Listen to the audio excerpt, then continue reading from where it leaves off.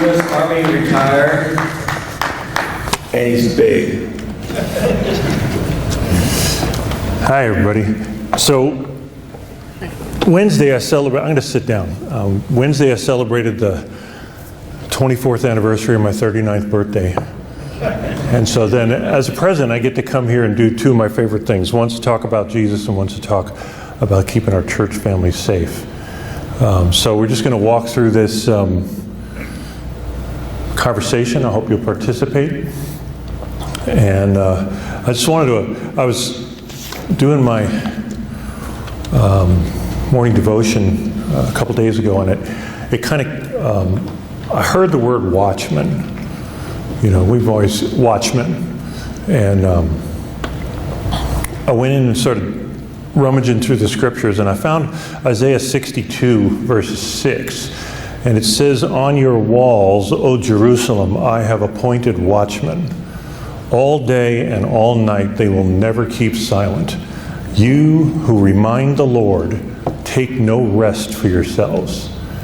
And I thought that describes perfectly what we're doing here.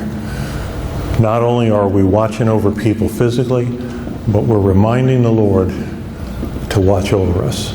So we've got a foot in each world. We've got a foot in the kingdom that's not yet, and we have a foot in the world that is. And so our job is to give the Lord no rest with our prayers, with our actions, and our responsibility. So I take that very seriously, and I try to build a foundation before we go anywhere. It's like building a house. You know, you have a code inspector come in and look at your house numerous times to make sure things are at code. And the laws were designed around safety. And Jesus talked about in Matthew 7, the house built on the sand and the house built on the rock. The house built on the sand, what happened? It collapsed. Okay, when the storm came. Well, what are we building? We're building something that's storm-proof. So we have to build it wisely. Jesus said in John chapter 15, he said, "Apart from me, you can do nothing." He didn't say some things. He didn't say you can do all this tactical stuff, but you can't pray. He said you can do nothing apart from me. And so I take that very seriously too. So we talk about principles, which to me is what we do, and techniques, which is how we do it. So it's the crawl, walk, run kind of methodology. When I started, I started at New Life as a volunteer in 2006, and I became the head of interior security. We had it divided up into two teams, exterior and interior. And I volunteered, and I just felt like I was home. I just had this feeling that I just had to take care of my family. And we had a team, maybe 10 guys, very informal. Whatever training, whatever this experiences they had, they brought with them to the table, and that was it. And I realized, wait a minute, we gotta change. We got to be more deliberate in what we're doing. We have to prepare better. We have to work together. And so we started. I started training real simple stuff at first. And I remember walking behind a guy, my hand on his shoulder, and he's got his 45, and he's walking and shooting silhouettes as he's walking through this lane, and he gets a stovepipe jam, and I got my hand on his shoulder, and he takes his 45 and he sticks the muzzle in his gut, and he starts working the slide. I'm behind him, all right. He don't have body armor on, and neither do I. So we had a moment, and I threatened him and said some rather cross things to him, and he just didn't get it. All right, so I realized how low we had to start. Assume nothing. And this guy, he was a Vietnam vet. He'd been in 101st Airborne in Vietnam. He was one of those boonie rats. So he'd definitely taken and given a lot of fire. But he didn't have the hand strength anymore to clear his stovepipe, so he used his stomach as a leverage point with the barrel of a 1911. And that, and I've also seen some other kind of eye-openers. So this is our agenda. Oh, wait a minute. So I got here Thursday, and I was visiting with Chuck and Marion. And I had a great time. And I got back to the hotel in the air-conditioned room, and I realized that my clothes smelled like gunpowder and barbecue. And I said, I love Texas. And then I saw a business opportunity. I said, this is a good men's fragrance. I'm going to call it 5.56 millimeter brisket for men. So I'm ready. I'm going to start marketing it, within a couple of months. I think I found something. Anyway, so here's our agenda. We talk about ministry and what it means to be a safety, security, whatever you want to call it. We called ourselves life safety, which kind of was a clever, politically correct term for security without saying security. I mean, Chuck was talking about the laws here that you can't be labeled security. Well, we were life safety. Well, there was no law against that.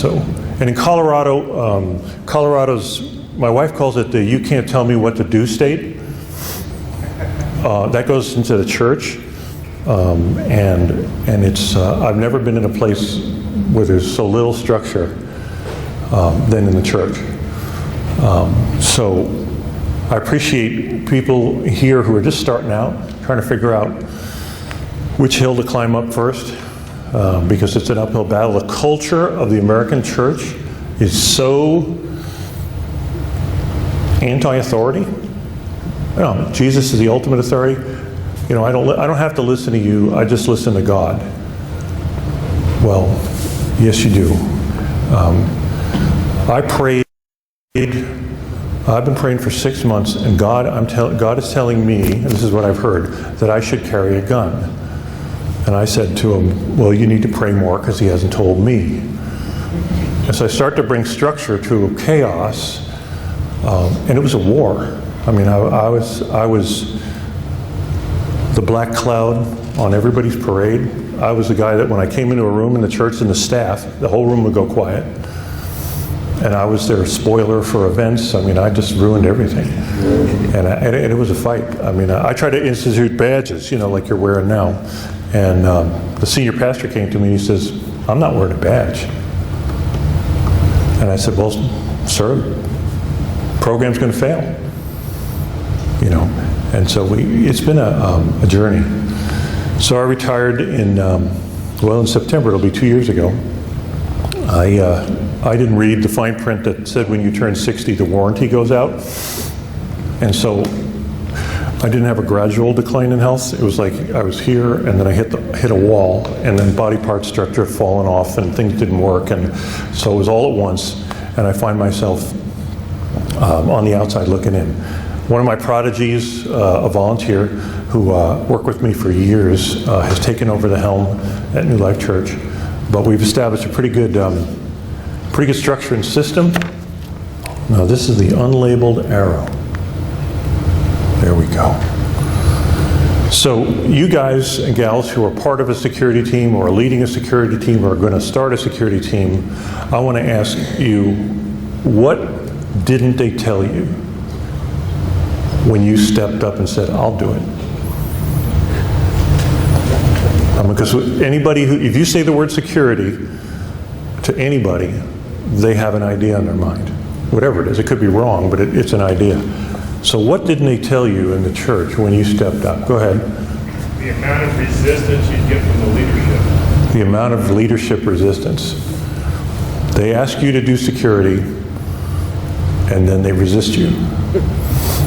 So I was hired after the worst possible thing could happen in our church.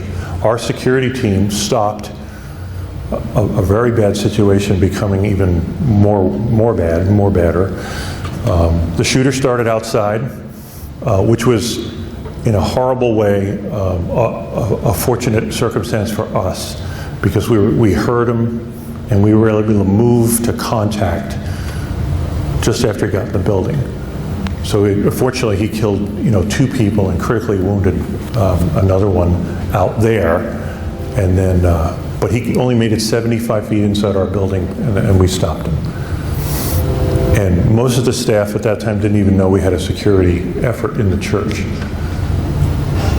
And so I found out that some of the little things that we had done, the baby steps we had taken, started to pay off. So we started to get more and more deliberate. So this is what I'll tell you, what they don't tell you is the resistance you get.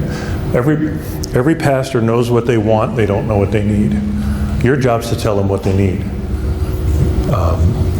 And you have to be like Jeremiah, where God says, I'm going to turn your forehead into bronze, and they will not be able to defeat you.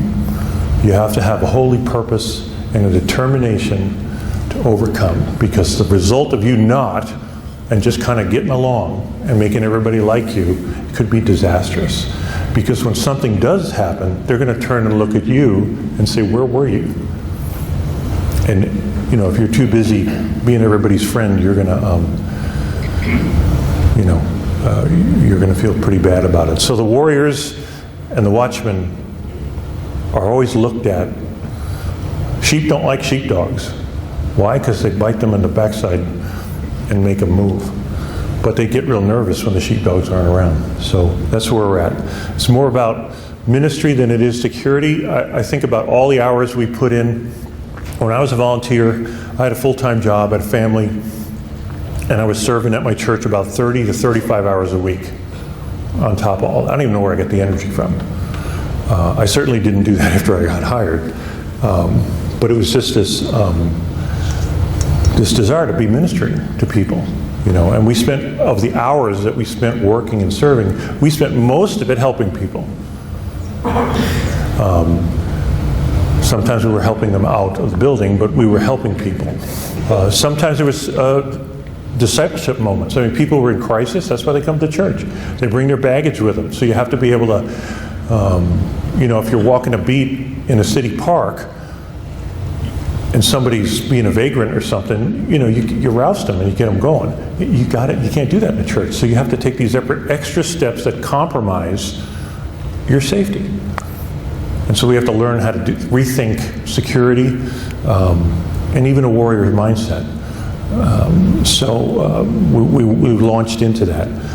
If you establish a SWAT team in your church, because we all love toys and we all love capabilities, you're going to have a lot of bored people and you're going to have a lot of unpaid invoices, because the toys are very expensive and the training is intense. So we adopted a mindset where if you don't or haven't trained on it, you can't carry it. All right, and that caused some chagrin occasionally with people on the teams. Everybody carries a knife. Somebody's got the Benchmade, slasher knife or whatever. And no, if you don't train on it, and we did do knife training, and we got around to doing impact weapons and firearms training and stuff like that. But so my rule was, if you come on the security team, I don't care what your background is, you do not carry a gun for a year, because I don't know you. You haven't proven yourself. So this gives you a year to serve and to learn. And it also filters out folks that are just here for the rush.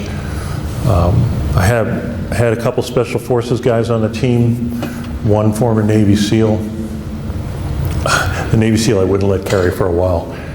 He was so wound up, I figured somebody would come and ask him for directions and he'd shoot him. And so I kind of had to deprogram him. And he had a hard time with not being allowed to be armed. And I said to him, you above all people should know what being part of a team is.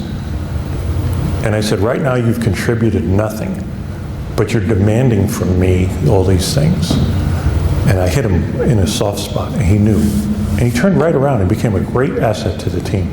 And as far as a trainer goes, he was unbelievable. All right, so that's our ministry mindset. Again, the watchmen are separate. They're looked at kind of strangely by the by the rest of the community. So we had in our church, we have 350,000 square feet of building space. We have 11,000 members, and we have 42 acres of parking. And so it's hard to cover with 10 people. We ended up with, when I had retired, we had 80, and it was still too much. We just finished last week. We finished our high school conference. It's called Desperation. So for Tuesday, Wednesday, and Thursday, we had 5,000 high school kids there from 7:30 in the morning till midnight every night, at absolute pandemonium. I mean, you can't even use a whip and a chair with that many high school kids. And so it teaches us a lot about our capabilities, our response time. Medical, we tied up the entire medical ambulance service for Colorado Springs one time. They were denying calls for service because they were either coming to New Life or they were leaving New Life with a patient. Because these kids all come from flatlands, and they come up to 6,600 feet, and then they drink about 30 Red Bulls, and then they're gone. You know, we have the drag litter, and we go in like a football formation into the crowd, into the mosh pit, take the body, roll it onto the drag litter, and out we go with it. And then the ambulance is there, we flop them on the gurney, and boom. So that happened 100 times in one conference, in one three-day conference.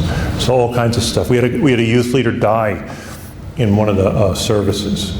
He was older, and he had poor health, and he hadn't taken his meds and done a whole bunch of things. Didn't use a CPAP machine, came up to our altitude, and he had been there for a few days, and then he just died. And so we had to be able to respond to all of this, and we learned. A lot of it was the minefield method of learning. You know, if you step on something and it blows your foot off, you don't step there anymore. Okay, and so write that down, and then walk a few more steps and blow your other foot off and write that down. So you did that so the result of this is, after about 6 years of this kind of stuff, we came up with our own standard operating procedures for our security operations. It's about 200 pages or so.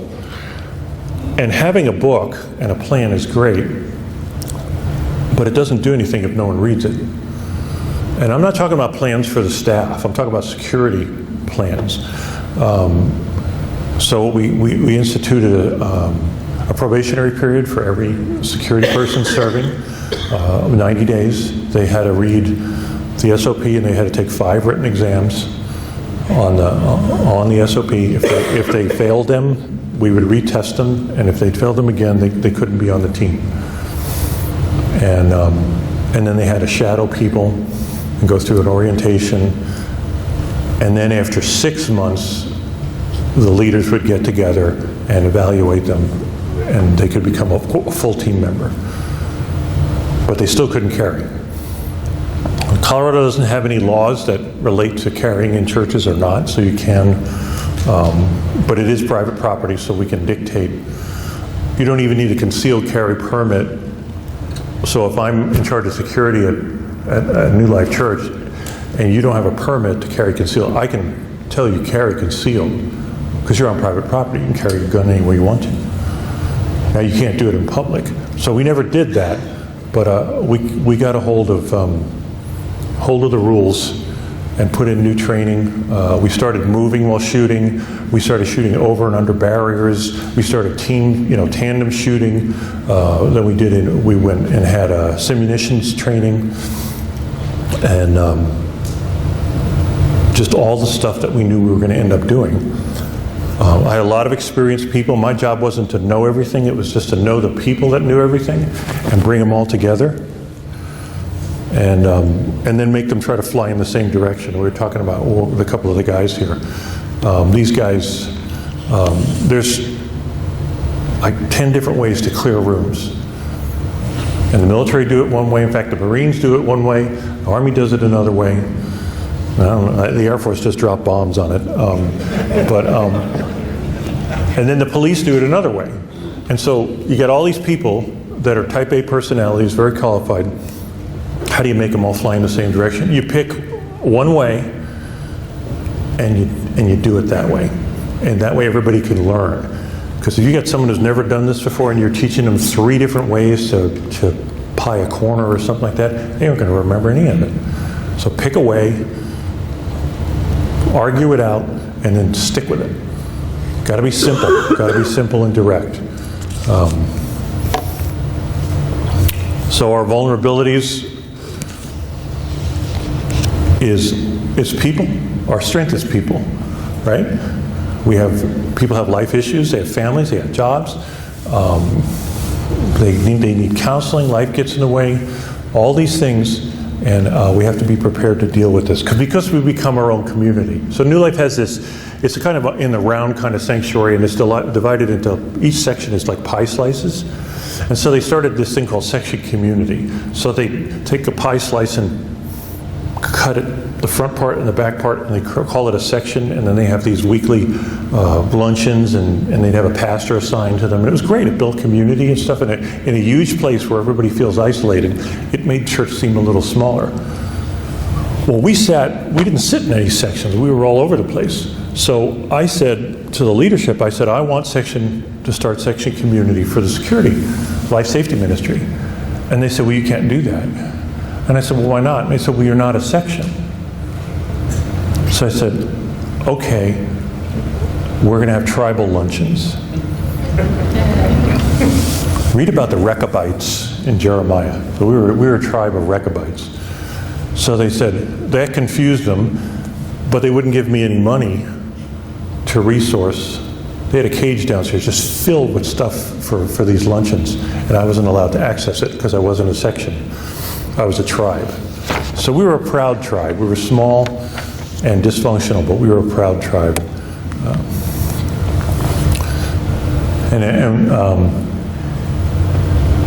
This is so key to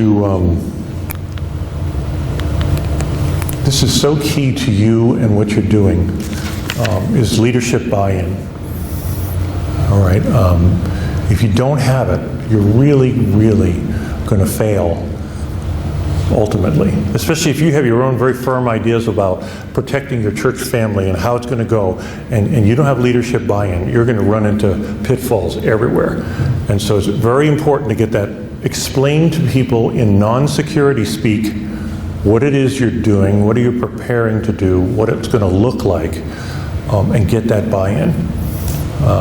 Most people, we just start, and then we run along and we're doing great, and then all of a sudden somebody says, well, you can't do that anymore, or you need to change this, or I don't like that, or this is upsetting people, or I'm offended by that, or it starts snowing, and there's snowflakes everywhere. So you really need to come up and be blunt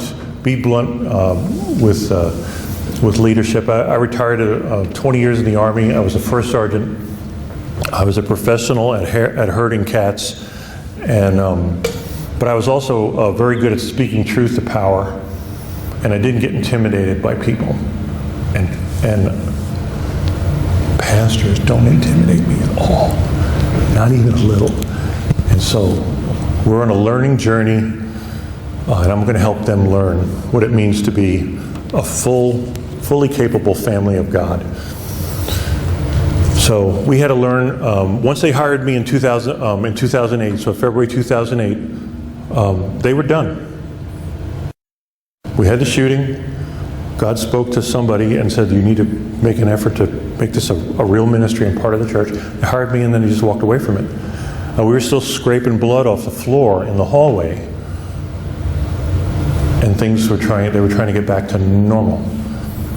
And so I ended up with almost no resources at all. So I still had to work with volunteers, very demanding job for anyone, especially a volunteer. And the money and stuff wasn't there, so it was a balancing act. I realized my strength was people, and we were going to do as much as we could with what we had. And people stepped up, and I heard somebody talk about their team buying their own kit, or at least pieces of it. We had a lot of that. It was great. And so I was always impressed by the dedication of the, I don't even call them volunteers anymore in the church. I think that's disrespectful. I call them co-laborers. I mean, the only difference between me and them is I spent a lot more time in the building. And then even that was doubtful sometimes, the way they volunteered. So, camera systems, toys, equipment are not a substitute for a caring and well-trained team. They're just not. In fact, a camera system by itself doesn't keep anybody safe unless there's somebody manning it and there's communication in place. All right? And so we didn't get our first camera system. Yeah, we didn't get our first camera system until 2015 because they wouldn't spend the money on it. So now that after I've retired, they're getting tons of cameras. It must have been personal. They just didn't like me. I guess I don't know. Anyway, so this is what you want, the picture. That's what we want. We all do.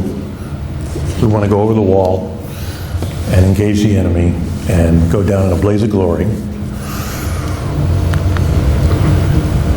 And what they want is that. So they needed, they needed a tall glassed bookcase at the end of the hallway with a hammer next to it.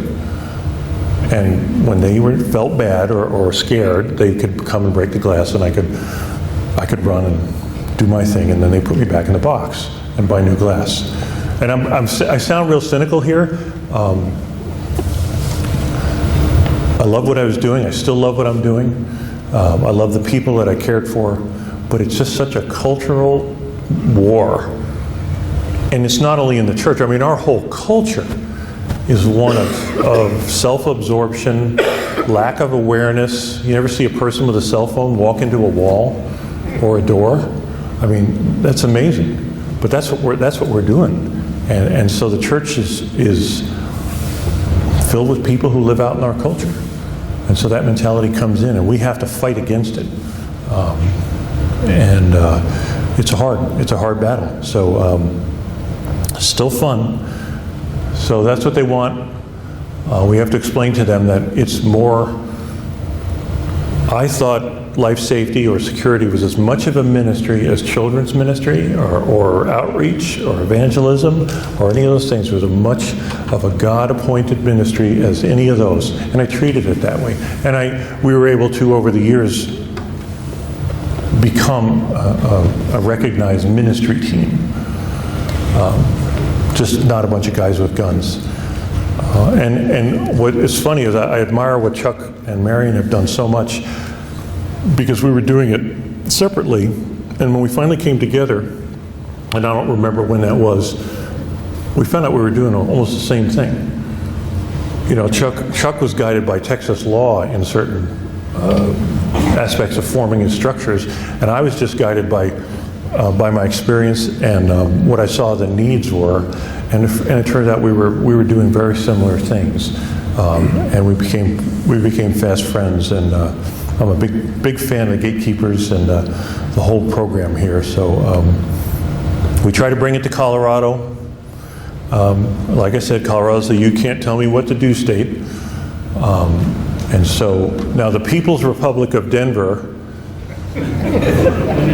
has its own laws, so you cannot be an armed security team in Denver without being certified. So Chuck went to Denver and got authorized as a certifier. We just couldn't get people to do the training. We couldn't get the trainers who wanted, because Chuck can't be in Colorado all the time. And so he needed people on the ground who could do that. And it was very hard. I thought it was a great idea. Church insurance companies, somebody calls me and says, well, my insurance company says we can't have an armed security team. I said, well, you need a different insurance company. I said, since when does insurance companies lead churches? Last time I checked, they don't. There's a lot of insurance companies out there. Your insurance company gives you a hard time? Bye. Go get another one. Believe me, they're all waking up to the fact that this is a reality. And if you have a structured plan and a structured team, and you do documented training and have all of that, boy, that they just see their liability drop. Because what is an insurance company in business to do? Make money. How do they make money? By not paying claims. If you take a deliberate effort to reduce the liability, you win their respect. And so that's what we've done. I thought, it's like we have a lot of hail in Colorado.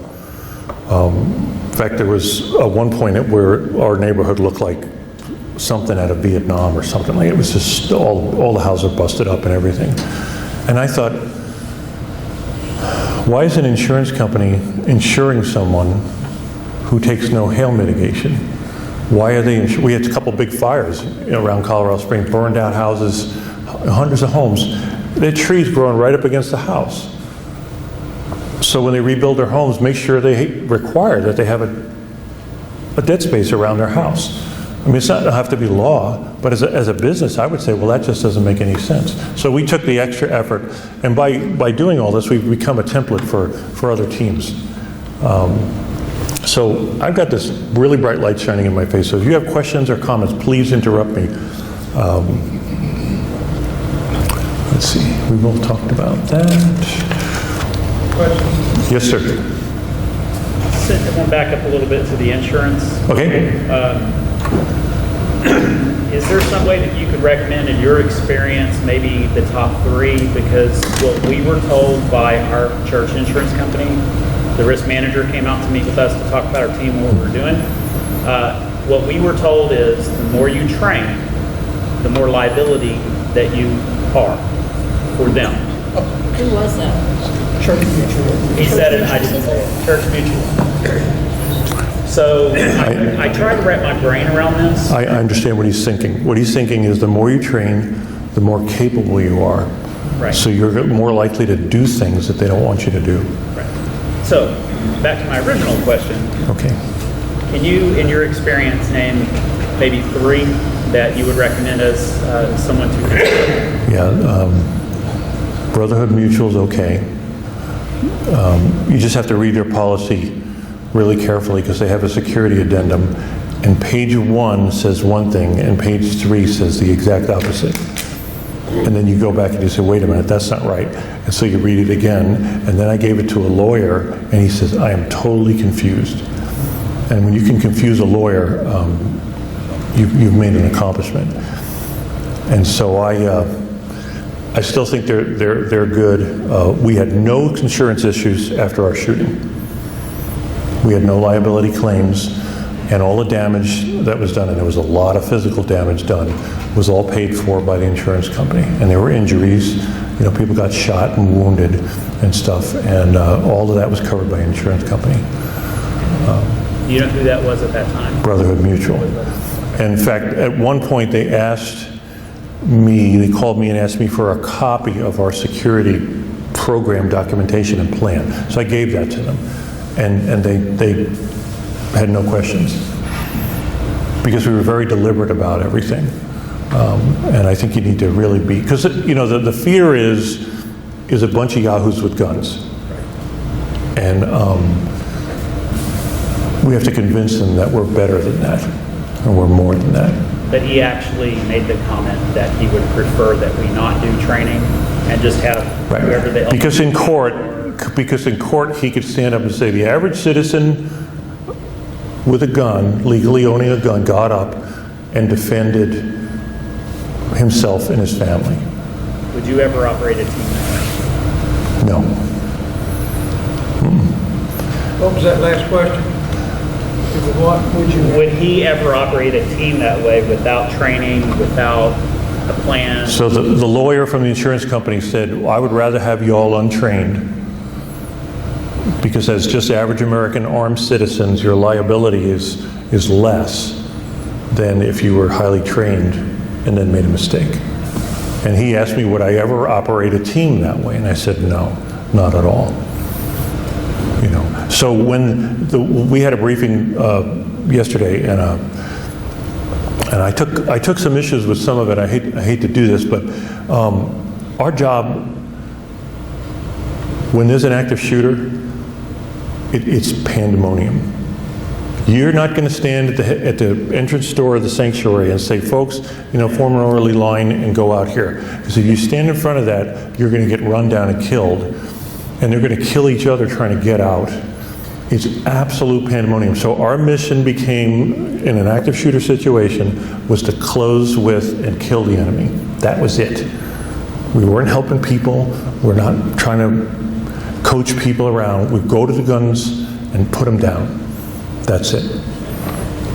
Afterwards, we shift into assisting people, assisting the ministry, but I'm telling you, the pandemonium is unbelievable. And if you can stand in a sanctuary with 4,000 or 5,000 people in it and think you can have control over them when they hear gunfire, you are in for a rude awakening. Crowd dynamics, panic. In fact, we got to recognize this so much that we do scenario training, and we found out if there was an incident inside the sanctuary, the guys on the outside, like an area we call the foyer, they couldn't get in because the people are thronging out. So we started a whole different leadership structure and team structure inside the sanctuary with its own radio frequency.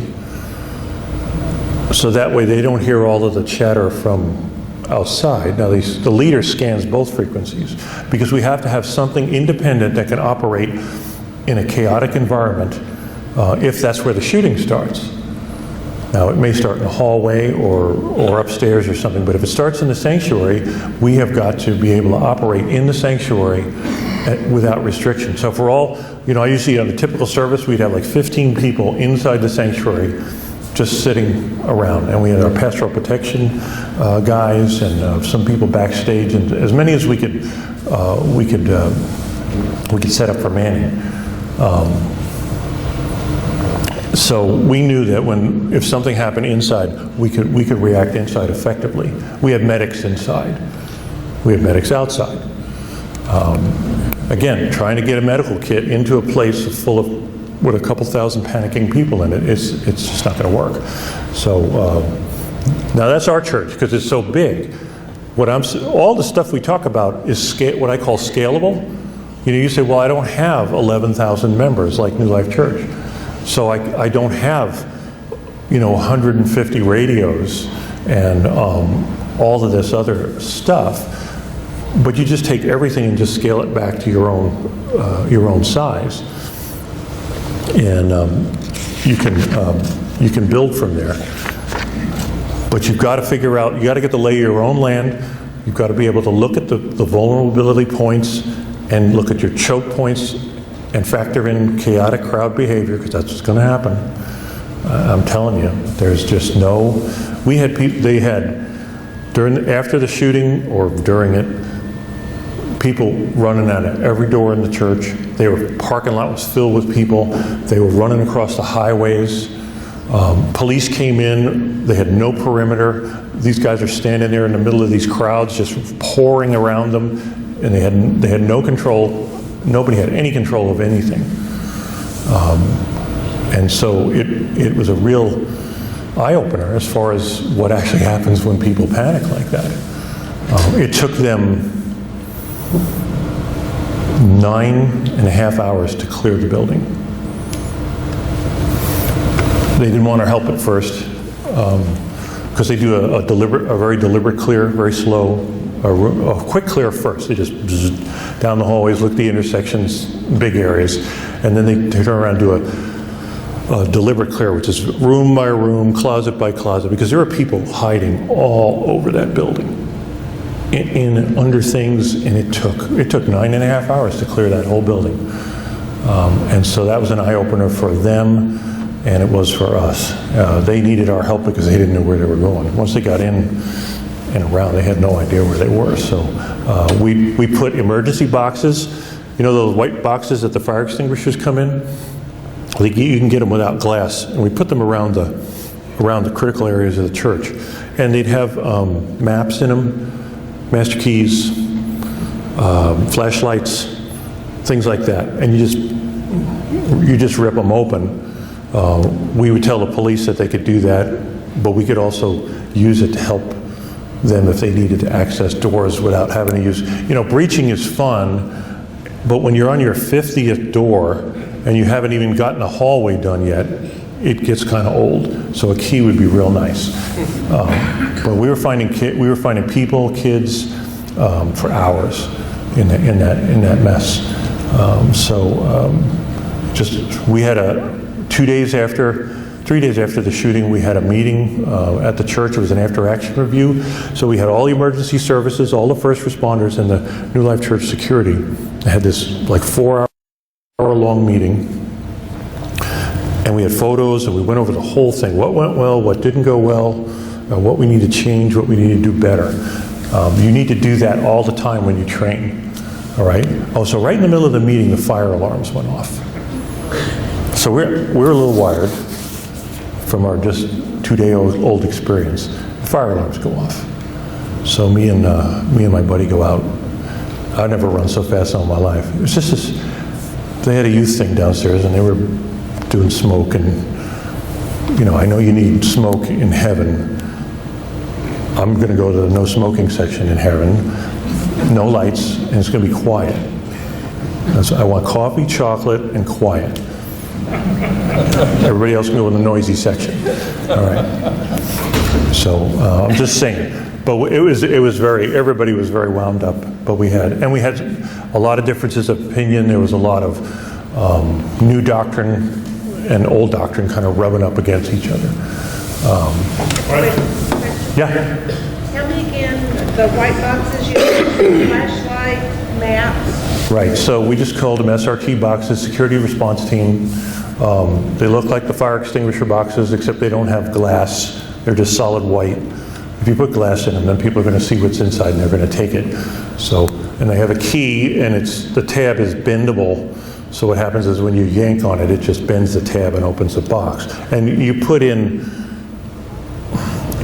I recommend, like a Knox box, you put in keys, like a set of master keys. You put in a map or blueprints of the facility, flashlights, even a first aid kit or something like that, like a trauma kit, small.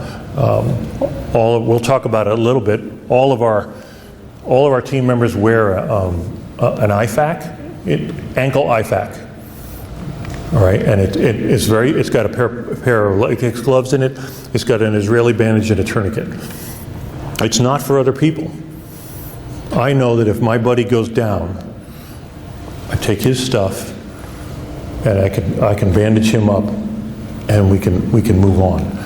All right, guys with cowboy boots don't like the ankle IFACs or skinny jean people, but you know what? Sometimes life gives you hard choices. So anyway, fashion or function? Function wins every time. Yeah. A moment ago, you said you run to the guns and you took out the threat. Okay.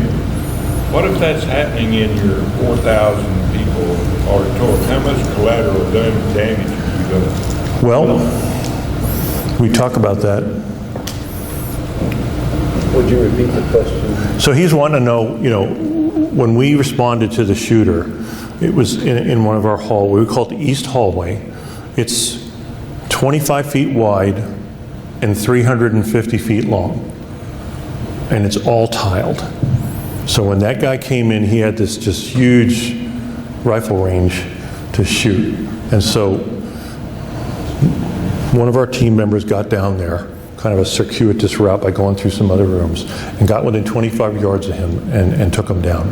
And he ended up killing himself. And you'll hear many versions of the story, and it changes with the telling every time. But the question was, what if that happened inside the sanctuary? Wouldn't there be a lot of collateral damage from the shooting? The answer is very likely yes. But if you watch a video of the assassination attempt on Ronald Reagan, the Hinckley attempt, watch the Secret Service.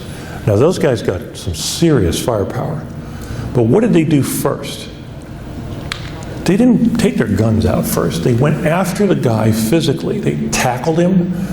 They moved the obstructions. They took the president and just shoveled him into the limo. Then the guns came out. That's how you operate in a crowd. executive protection, personal protection, pastoral protection, in many ways doesn't even need, and I will say this loosely, it doesn't even need a gun. Because you're there to put your body in between an assailant and your protectee. So it's physical. Now, it may come to guns at point. If a guy stands up in the middle of our sanctuary, an AK-47, and starts, bringing fire, we're going to shoot him. We have to. And maybe the difference between one person getting hurt or killed collaterally, or 50 more getting killed. I don't know how to answer that, but we're going to stop the enemy, and we're going to try to attack him, physically attack him. So most of our training in the sanctuary was physical training, how to remove someone or neutralize someone physically. And so consider that with your executive protection. It's physical. If you're standing within arm's length of your protectee, which you're supposed to be, because once you get beyond 7 feet, you get more and more useless, and they don't want to tether. But once somebody tries to strangle them once, all of a sudden they get all chummy with you and they glue to your shoulder. So they'll have their experience. My pastor, our senior pastor, said to me one day, he says, I come in on Sunday morning, he comes in real early, and he goes up into his office and he prays and reads his scripture and gets ready for his sermon. And he says, I just don't need somebody meeting me at my car and walking me upstairs. I'm lost in my thoughts, and I just need to be left alone. And I said, well, I don't recommend it, but you're the boss. So I told the guys, I said, when he comes, stand inside the building by the vestibule and just watch him through the glass. So next week he shows up at 7 a.m., watching him, and we're 250 feet away, 200 feet away. Gets out of his car, got his stuff, he's fiddling with his keys, locks the car, turns to walk, and this guy comes running across the parking lot with his hand in a bag, yelling, "Are you willing to risk your life?" Our guys are totally out of range. It was one of the students who had baked cookies, and he was running to get Pastor Brady to give him a cookie. And he's jokingly saying, "Are you willing to risk your life eating one of my cookies?" What it looked like was somebody going after him. It scared the living daylights out of the pastor. I'm upstairs. He comes up and he is furious. And he's wagging his finger at me. He says, "The one time I tell you guys to back off, this happens." I said, there's two things here. First is God's got a sense of humor. And this is what we call a freebie. It's scary, but nobody gets hurt, and we can learn from it. And so we move forward. It's hard to protect someone who doesn't want to be protected. So you've got to find a balance. These are best practices, things I've kind of distilled over the years. So everything I'm talking about is on my website, which is behind the Jesus screen. JeffreyKowell.com. There's like 45 posts on church security that I put up over the last couple of years. So a lot of my stuff is there. Please go visit. Feel free to like and comment on the stuff. You can follow, so you'll get an email every time I post something new. It varies. Sometimes my wife says, you ought to write an article on this, because I was dry. I had nothing to write on anymore. I think I've exhausted the well. And she says, you need to write an article on this. And I was like, whoa. And here we go. So I wrote about things like animals in churches, service animals in churches. Of course, the laws and this society, opportunistic society, everybody's got a service dog, a comfort animal, a comfort parrot, a comfort horse, a turtle, a cage of birds. We've had all this in our church. So the neat thing about the federal laws is the church, because of the separation of church and state, the church is not bound to the same, like the Americans with Disabilities Act.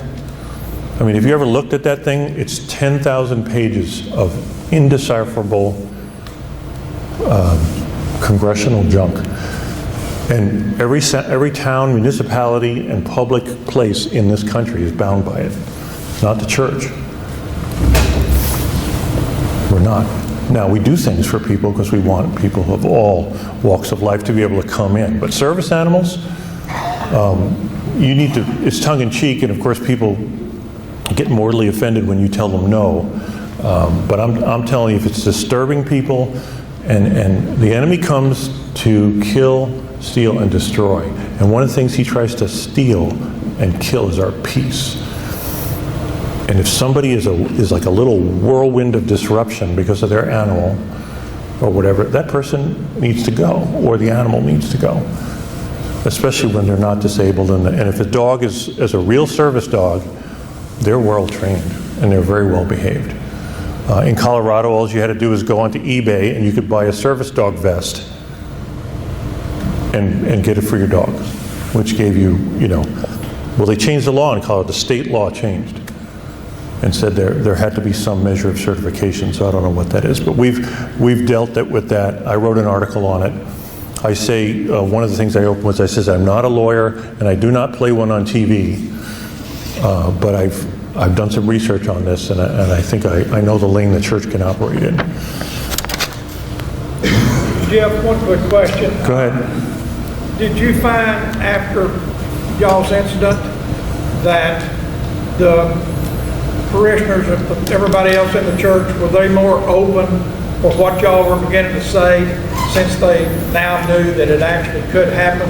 Were they more receptive to what the security team or what you were trying to get across for us from a safety standpoint? Here's the cynic in me going again. They were, as long as we didn't try to change their behavior. Okay. I don't know how I'm not a psychologist, so I'm not an expert on the human mind, but my goodness. Now that changed, but it took years to do it. Okay. At first, now, by all rights, New Life should just be a parking lot or a used car dealership or something. Because we had the year before, our senior pastor cratered and had a moral failing. We got a new pastor, had to adjust to all that, and then he wasn't sitting in the seat for a year, and we had a shooting. I mean, how do you survive that? Well, New Life got bigger. So that was an amazing miracle. So the shooting was on a Sunday. That Wednesday we had a worship service, and we had people, we had doubled the capacity of the place. There were so many people in there worshiping and praying. So there were some huge miracles happening, but the behavior was still the same. It took a long time. Even the security team members who come from the congregation sometimes need to be retrained, especially some who have never come from a structured environment. They know how to do things. They've done things. We've always done things this way. I hate that. And then the two, I had this posted on right in front of my face in my computer monitor. It says, I was only ... I was just. That's the excuse for every form of bad behavior in the church. The reason I'm parked across all of the handicap spots is I was only going to the bookstore, or I was just going to drop this off. So everything can be explained by those two statements. I was just. We know what the rules are, but I was only, so the rules don't apply. So you have to re-educate people from the ground up. All right. So establishing your own security team, like I said, a lot of you guys go with the Gatekeeper program. It is rock solid. I love it.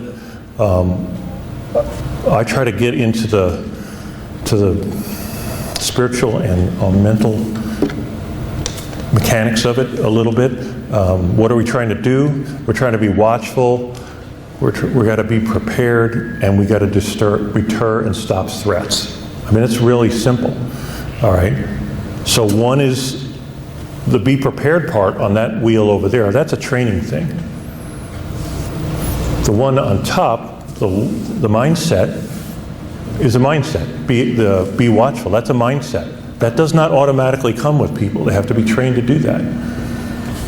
So I have 2 microphones on, so I feel like I'm a lightning rod, and they're starting to, I hear feedback and stuff. But now the third one is action. All right, so you've got training, mindset, and action. We teach our people to hunt, not fish. If you fish, that means you're standing there waiting for something to bite. If you're hunting, you're going after it before it bites you. And that's what we train our guys to do, is to go out there and be in their assigned areas or whatever they're doing and hunt. Look for the outliers. Look for the fringe behavior. Look for the DLRs that don't look rights. All right, and then go and approach them. Sometimes just the light of me saying to you, I see you. Are you lost? Can I help you? Is everything okay? That's just enough sometimes to put someone off who's trying to cause trouble. So that's the hunting instead of fishing. If you hire a guard company, they'll stand against the wall wherever you put them, and they'll wait until something happens. Well, what if we could get in there and stop it before it happens? So that's what we try to do. And I call it, so it's training, mindset, action, or what the Army called it, and I adopt some Army stuff, is be, know, and do. You be, because you're a security, you're a watchman. You know your job, you know your skills, and then you do by protecting, and protecting involves hunting. It's like establishing a base of operations and just sitting there waiting for the enemy to come and attack you. Or you could send out patrols and go look for the trouble. Even in the Civil War, they had this, they call them flankers, and the main body would move towards the enemy, and these flankers would be just out in the woods waiting to get shot to draw fire so the main body could find out where the enemy was coming from. So we're the flankers. We're out there rummaging around in the bush trying to find the enemy.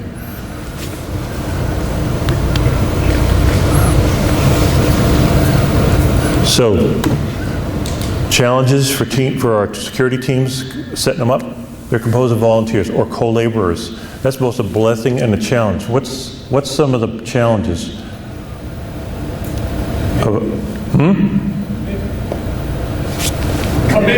Commitment. Scheduling. Yep. I always go back to the parable of the talents. The guy's going on a trip, so he gives his servants these talents, which is money, big bag, medium bag, and a little bag, and he goes away. And I tell our leaders that everybody who comes to serve genuinely has been given a bag of talents from the Lord. You cannot expect the guy with one to be like the guy that has 10. You can expect them to be faithful with what they have and bear fruit. So you've got to, your expectations have to be kind of on a sliding scale, and you have to be able to recognize a person's desire, calling, and capability. Now if they can't put, if there's a minimum, there's a bottom where I just can't put the time in, and you never see the guy except once a quarter or something like that. Well, that's unacceptable. And we establish minimum service times, how many times a month they have to serve, and we track it with a big database, and it prevents strap hangers. We expect a lot. This is the most demanding volunteer ministry in the church, next to kids. I think kids is pretty rough too. New Life Church Life Safety Ministry, after about 6 years of operation, we were awarded the best volunteer ministry in the church. We were the best at recruiting, maintaining, and keeping people in the ministry. And they served the most. And why? It's because we asked a lot from them. And I gave them a lot of responsibility and held them accountable for it. So here's my friend he works for the Air Force. He's a retired Air Force colonel. And officers love to measure numbers and quantify things and put big dollar amounts together. So he did a study, and he came to me with this, and if you look at the two smaller bullet points, it takes 8 years of a volunteer faithfully working 5 hours every Sunday without exception to gain 1 man-year of experience. To give you a sense of reality about what to expect from a volunteer. 8 years of working 5 hours every Sunday. And so that's 2,080 hours. I guess he was a bean counter, but I thought, wow, we give them a 2-week training program, and then we expect all this stuff from them. And you really need to do what you can do and don't do what you can't do. And that involves some hard decisions on your part, because you can, there's things that you really, really want to do or need to do, but you just can't do it. So Lord, give me the wisdom, to know the difference between what I have to do and what I should do. So we do a thing at New Life. We've called it now objective team manning. Because we have a volunteer or co-laborer ministry, we really don't know how many people are going to serve in a given week or event. So we have concentric circles of coverage we've set it up so if I have 2 people, that's it. What are we going to cover? If I have 10 people, where are we going to focus our coverage? If I have a full team, where are we going to focus? So we have this thing we've worked out over time, where the coverage spots need to be in the priority.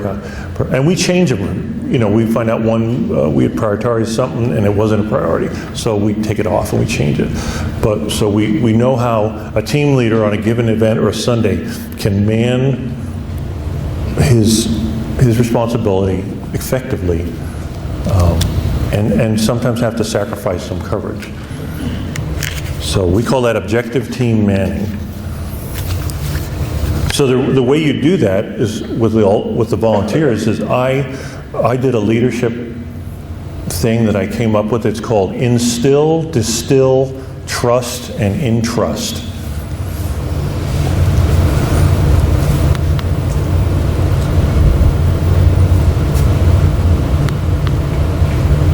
There it is. And that's on the website too, so you can read the whole thing. It's a pretty long post. Instilling something is slowly infusing it into something. All right. To distill is to extract the essential and refine the essential elements of it. So we're instilling stuff into people. We're giving them responsibility. My job wasn't to do the things for them. It was to help them find their calling and to walk in it. So I'm instilling this in them. Then I start to distill, which means I remove the dross, the undesirable stuff, and then I call out the desirable stuff. And I do that by refining them, by giving them responsibility and releasing them into it and holding them accountable. Don't you hate to be micromanaged? Right? Because you feel like this person thinks I'm an idiot because they won't leave me alone. If someone is skilled enough and they're called to do this stuff, I release them into it and I let them do it. And a lot of them aren't used to it. So instill and distill. Trust. So once you've instilled and distilled, put in, taken out, you start to trust. All right? So nowhere in the Bible does it say to trust people. Trusting people is not a fruit of the Spirit. It's a non-confrontational attitude of our culture. Just because someone walks into a church doesn't mean you should trust them. Jesus, it says in the gospel, Jesus said he trusted none of them because he knew what was in man's heart. He loved them, he gave himself for them, but he didn't trust them. So you're not required to trust somebody just because they want to serve or they're in your church. And go look at the Bible. You trust God, you love each other. All right? So we build a level of trust with them. And in this process, because God does this same thing to us over our lives, and it can be painful. It can offend people. And people here nowadays are born offended, I think. And, and you just, you get over it. That which does not kill me makes me stronger. But you'll be running into offending. Now, the last stage is in trust. So we've trust a person, now we give them, we invest in them. We invest in their responsibility. We charge them with a specific duty involving trust. Okay, and commit is related to that. So just that kind of thing it's the high level stuff that drives how you create your security team. How to get the birds all to fly in the same direction. Takes a long time, but the payoff is worth it. So you'll notice a picture of a massive amount of toys. Some of them are really cool. You could call it a loadout. But what I did is that's just to get your eye, and then these are operational ingredients. So these are not physical. So here's the list. Individual preparation, right, has to happen. Integrated team, right, we have to train together, we have to know each other. Active intelligence, we go out and gather intelligence.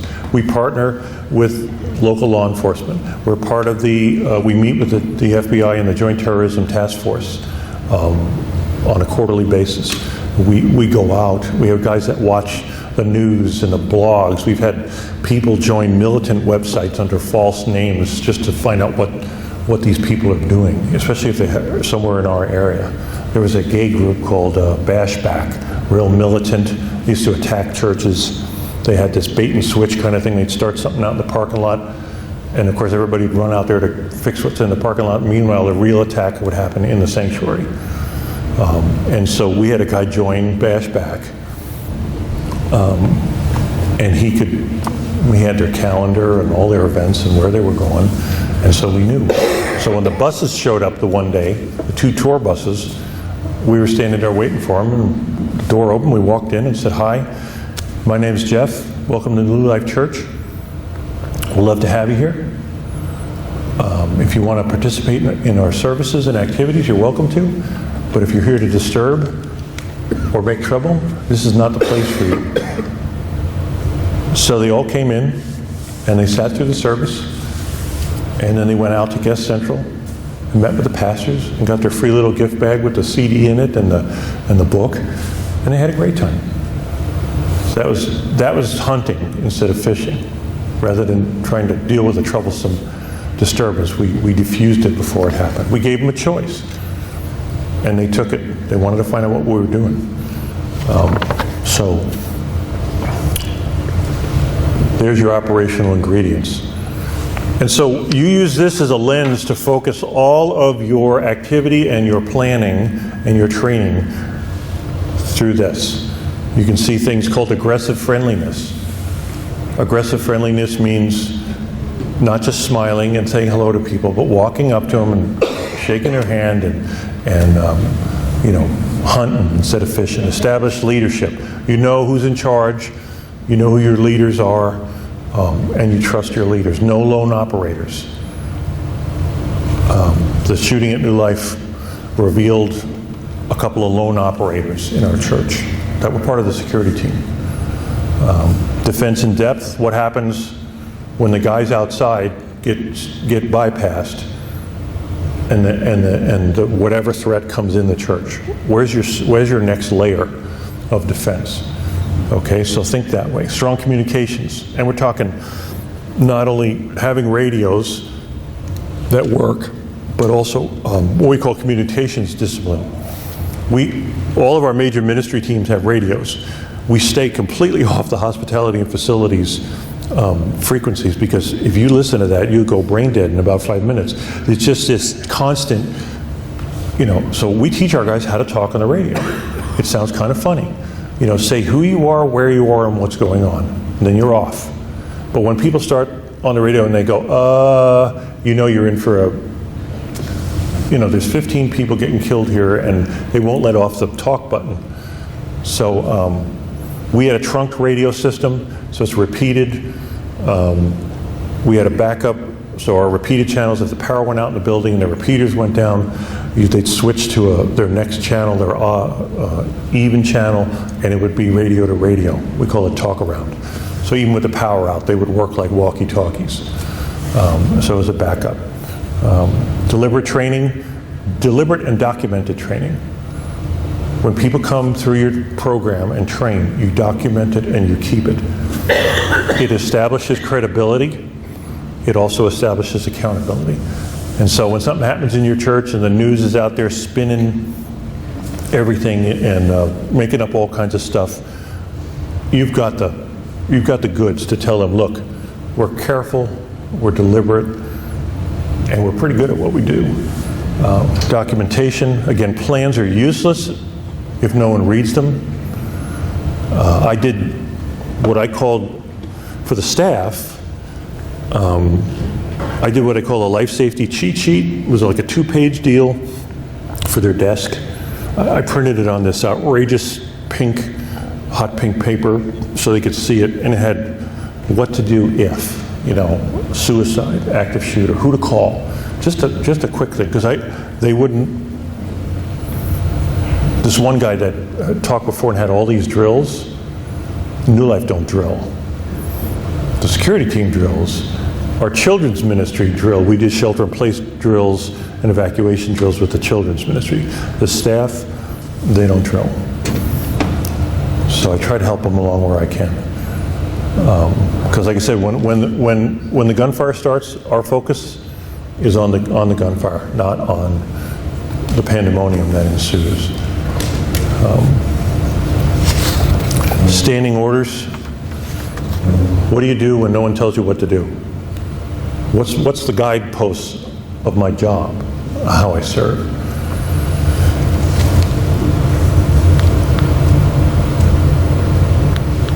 There we go. So here's your template for planning and training. So I called it DPRIS. I love acronyms. They sound kind of cool. And biff, boom, bam. So deploy, protect, respond, intervene, and suppress. Everything you do is part of this. Okay? Deploy.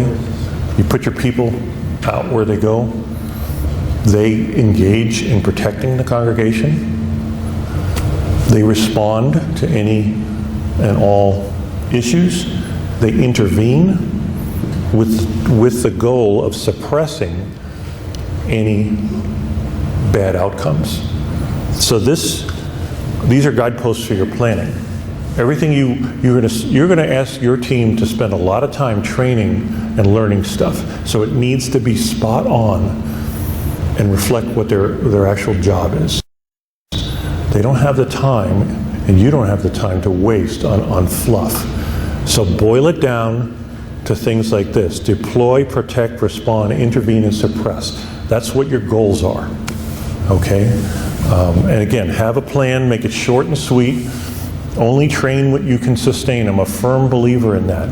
We want to do everything. If you have a SWAT team or a bunch of Navy SEALs come in and do this training day where they turn the church into a shoot house and you run around and play cops and robbers, it's great. In 6 months, no one will remember a thing that they've learned, because you can't afford to keep doing this all the time.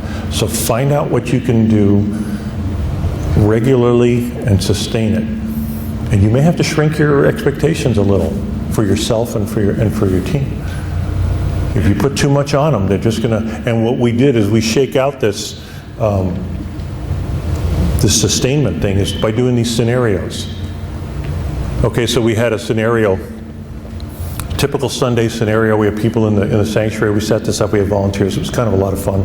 We had our security team, guys out and gals out and around. We had our team leader who was at the information desk in our foyer, typical thing. And so the guy walks in the front doors of the church, and the first thing he does is shoot the team leader. headless chicken.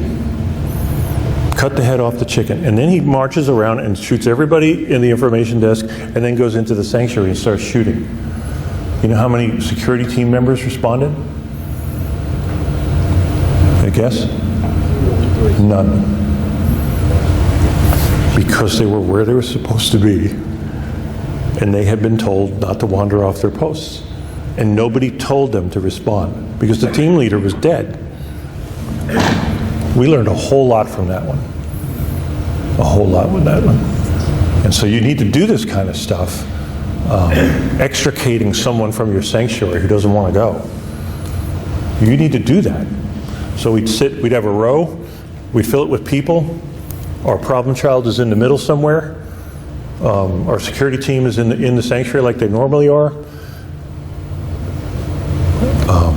At an indeterminate time, the guy starts acting up.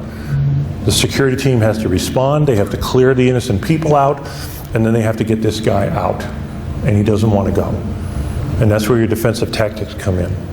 And it can get really messy, or it can go very smoothly. We did we've had the stage rushed a couple times while the pastor was speaking.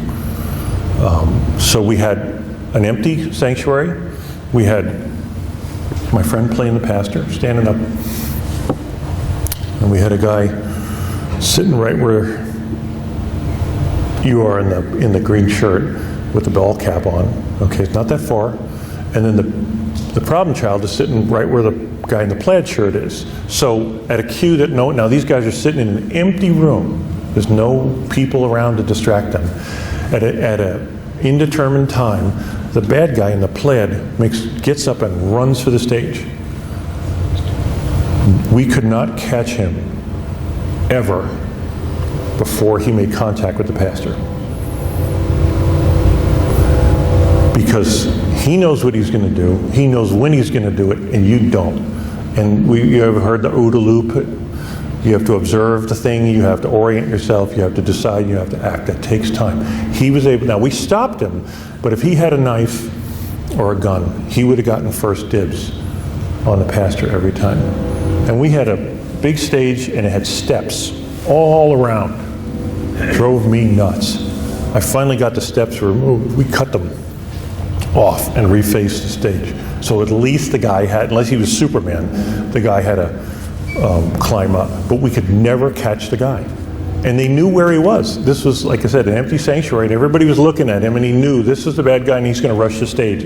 And so they're sitting there like this, and they could never catch him. That's scary. Because if you're on stage at New Life during a Sunday service, it's like an anthill.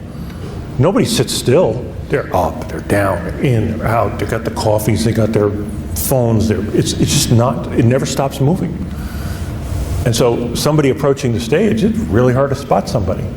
And when you're sitting at the front as a security person, and that guy passes you at a full run, you're not going to catch him. And so we just, again, that was an eye-opener for us in just response time. I learned that from Gavin DeBecker. He's got a book called, No, there's another one. It's in 2 seconds. It's about, he uses it to train the Secret Service with and stuff. I highly recommend it. It's about this thick. But he talks about response time and distance and awareness and stuff. It's critical for you guys that are doing PPO stuff. It is critical. What's the name of the book? I think it's called In Just 2 Seconds. And it's on Amazon.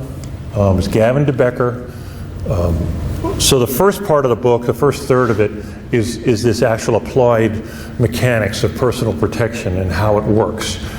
The next 2/3 is case studies of protection failures from the start of the United States until the present day.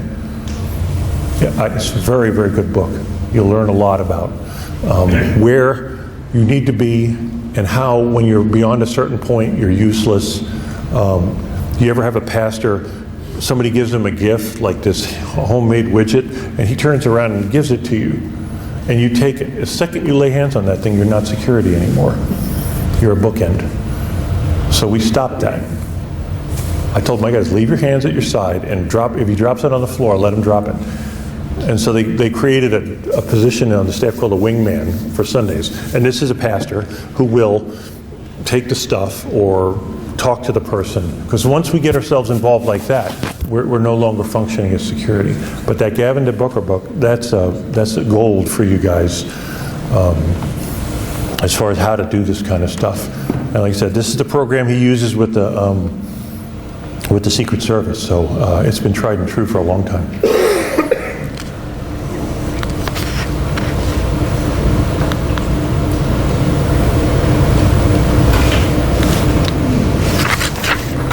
So here's on the website, and I think it's on the Noxim download thing, we've written a code of ethics. It's basically what we expect from you serving with the security or life safety ministry, and you have to sign it. And it talks about, it's real basic, and you think, well, it's just common sense kind of stuff. Don't take it for granted, all right? We're the only... It's about how they serve, how they participate in the church,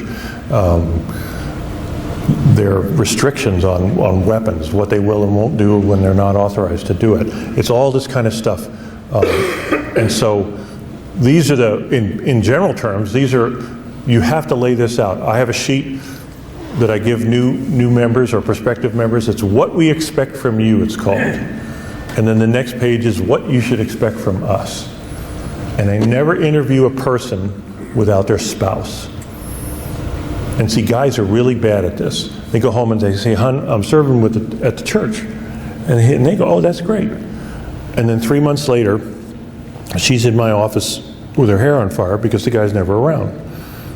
Because guys, they think about what they want to do, but they never think about what they can and should do.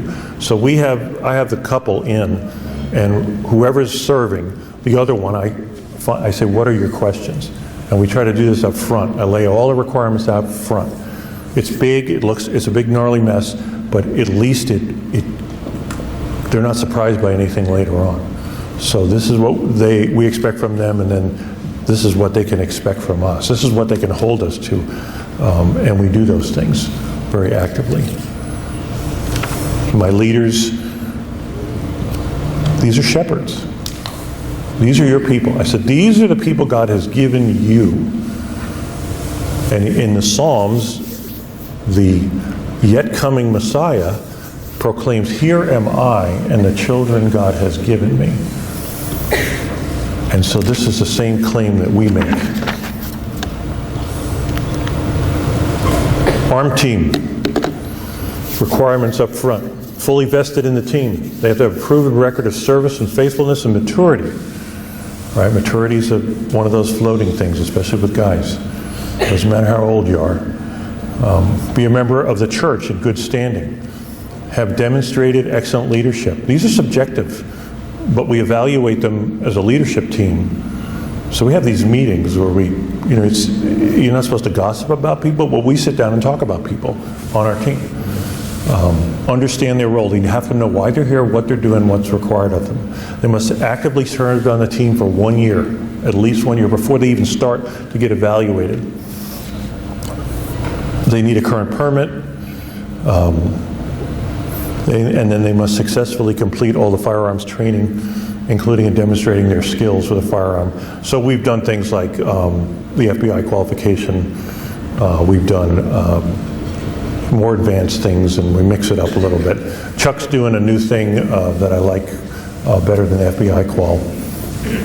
And it involves shooting at different distances, moving and shooting, reloading and stuff like that. It's not about target shooting, although that's a start. I mean, you have to be able to punch a hole in a paper reliably. Then we start mixing it up a little bit. Okay. They commit themselves to an enhanced training schedule.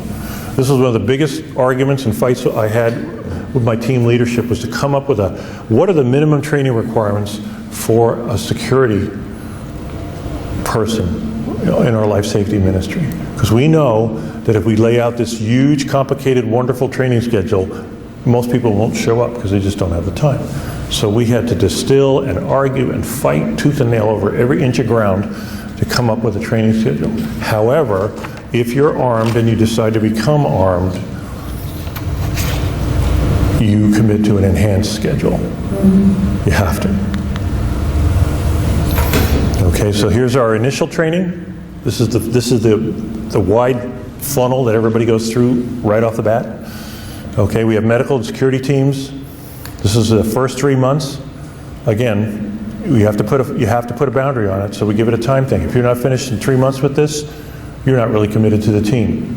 You need to find something else to do. 2-week orientation, campus familiarization. That's a great way to get a headache. When I first joined the team as a volunteer, my friend, God rest his soul, took me on this campus familiarization in one Sunday. It took 3.5 hours, and he showed me every room, nook, cranny, stairway, and ladder in the church. And I had the most amazing headache when I was done, and I thought, I can't do this. I don't even know where I am now, you know. And so, radio use, okay, you how to actually use it, how to speak. DLR is a don't look right. That's the kind of person, you know, you walk down the hallway and somebody walks by and you get this weird feeling. You don't even know what it is. What was that? Those are the people we practice aggressive friendliness with. So instead of letting them walk by and say to your friend lady, you know, that guy walked by me and I felt so bizarre. No, we'd turn around and go after them and say, hey, how are you doing? Can I help you? That's aggressive friendliness, okay? Shadowing other team members. They ride shotgun with inside the church, outside the church, all of this stuff. That lasts 5 to 6 weeks, and it depends on the individual. Some people need a little more TLC and time. We give it to them. Written testing on security and safety ministry standard operating procedures. Like I said, it's about 250 pages long. Some of it's pretty complicated. We break each test we break the book into slices. It's multiple choice. You can't fail because we retest. Now, some people don't take tests well, written tests. So we'll sit and if we have to do an oral exam with them, we want them to pass. But the whole idea is to learn the material. I was spending all this money printing out these beautifully bound SOPs, and we're giving them to people, and I found out that no one was reading them. And they were on the back deck of someone's car getting so faded out you couldn't read them anyway. All right, so we started this testing program, and it met with a lot of resistance. But when you push me, I just get more ornery. So, when they learn that, and when the leaders would say, well, you have this question, why'd you go ask Jeff? He said, I'm not going to see Jeff. And then my deputy comes to me and says, you know, they're afraid of you. I said, why are they afraid of me? He says, well, I don't really know. I know why, because they don't want to hear the truth. Eye contact, make them see. Recurring training, so this is what we've distilled on an annual basis. It's hard to even maintain this, I'll tell you, and we keep records of it. Verbal judo, which is the de-escalation, you know. Oops. So when I push it, oh sure, now it's going to do it, right? The battery's like dead. Verbal judo, which is de-escalation. Okay, we've all at least heard about it. How to recognize physical posturing that people are making, how to not invade people's personal space and provoke a situation and make it worse. Pressure point and control tactics, PPCT, we use that. That's your defensive tactic type stuff. Handcuffs, they don't get until they train on them and certify on them. OC spray, we use pepper spray. In fact, it's that foam with the purple marking dye in it. It's really, you can definitely tell who you sprayed. And it doesn't, you don't get the overspray and the wind drift that you get with the cone-shaped spray. Thank you. Yep. We went, there was talk about tasers. They're really expensive. Even the training cartridges cost like $25 a piece. When you've got a security team of 80 people, we just couldn't afford it. So, and they were a little controversial. So we decided OC spray. The worst thing that could happen is you give someone a bad day. We had a high school kid in our high school ministry. He got a hold of one of the OC sprays. And what he didn't realize is when you go to spray your friend, you have to have the nozzle pointing at them, not at yourself. So he gave himself a face full of, and it was great. just a learning experience. We call our armed guys, we affectionately call them A badges. So they'll have their badge and there's a little A on it. It just means armed. The senior pastor's son came to me once and said, "What's that A on your badge?" And his dad's standing right next to him. I said, "Well, that means amazing." And he said, "No, it doesn't." I said, "Yes, it does." I said, "If you don't know what it is, why are you telling me what it's not?" I said, "It takes years to become amazing." And he says, "Dad, what?" He said, "What did he just say?" And I gave my fist bump to my pastor for supporting me on that one. So his son went away. He said, "Something's wrong with what he said to me." He just couldn't figure out what it was. Anyway, so range, A badges do ranges. We do low light shooting. We do room clearing, tactical movement, handcuffing. All right, and we mix it up and we try to do little scenarios. We had some guys come in and bring in some simunitions for us, Glock format simunition guns. Those things hurt like Buster when you get shot with them. And we created some scenarios. We try to keep it simple. So we decided and we learned, like a hostage situation, we're not hostage negotiators. We're not going to run in there guns blazing when a guy's holding a kid or a person hostage.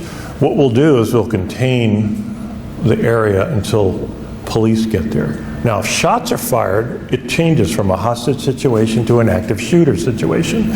We will respond fully at that point, but we're not going to show ourselves and our guns to a wired up hostage taker, because we just don't have the ability to do that.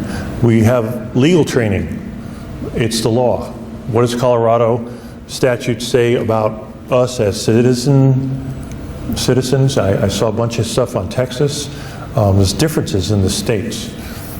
So we have one of our team members is a lawyer. He takes a lot of abuse from being that and being on the team, but he takes it in stride. But he teaches us about the law. And so you really need to go over that and make people familiar with it. Use of force is based on the law. And by not knowing is not an excuse after the fact. Medical training. And we're not talking about EMT stuff. We're talking about basic first aid, buddy aid, stop the bleeding, that kind of stuff. We have a medical team. We have doctors, nurses, and volunteer EMTs with the big casualty kits and stuff like that. Again, because of the size of our church. But we're concerned about stopping our own bleeding or stopping our buddy's bleeding or someone at that moment. So we carry the IFAC. All right, that's what it's called. There's an ankle kit. I really like it because once you put enough junk on your belt with your gun and your magazines and your 15-inch Bowie knife and your OC spray and your radio, you start to look like the Stay Puft Marshmallow Man. And now we're going to add a first aid kit because all this is concealed. So we started to relocate some of the equipment down to an occupied space on their body, which is their right ankle. Simulation training, you really need to work on this. It's kind of silly at first, it feels kind of manufactured, especially since you don't have flashbangs and simunitions. So go get some airsoft guns and work out some scenarios that are very likely in your church. Walk the ground, see where your bad guy's going to come in. What happens if something's in the sanctuary? What happens if it's out in the lobby? What happens if it's in the parking lot? To work through those things and then stop and evaluate and let everybody participate in the evaluation. The learning is really valuable. And in bold letters on the bottom, I document training and attendance and kept in team member records. I can produce them at will. Also helps us evaluate team members for leadership positions. I mean, it's just, this is serious business. All right, now I have batteries. See that? Wham. Okay. So we do certifications. This sounds an awful lot like gatekeepers. These levels are not known to the individuals. This is a leadership tool for us. Okay, because once you start labeling someone, then you create these class distinctions. The only class distinction that I could not get around is armed and unarmed. And believe me, the ego, the hurt, and the comparisons, but I can't get around that. I'm not giving you a gun because you feel bad that you don't have one. I'm just not.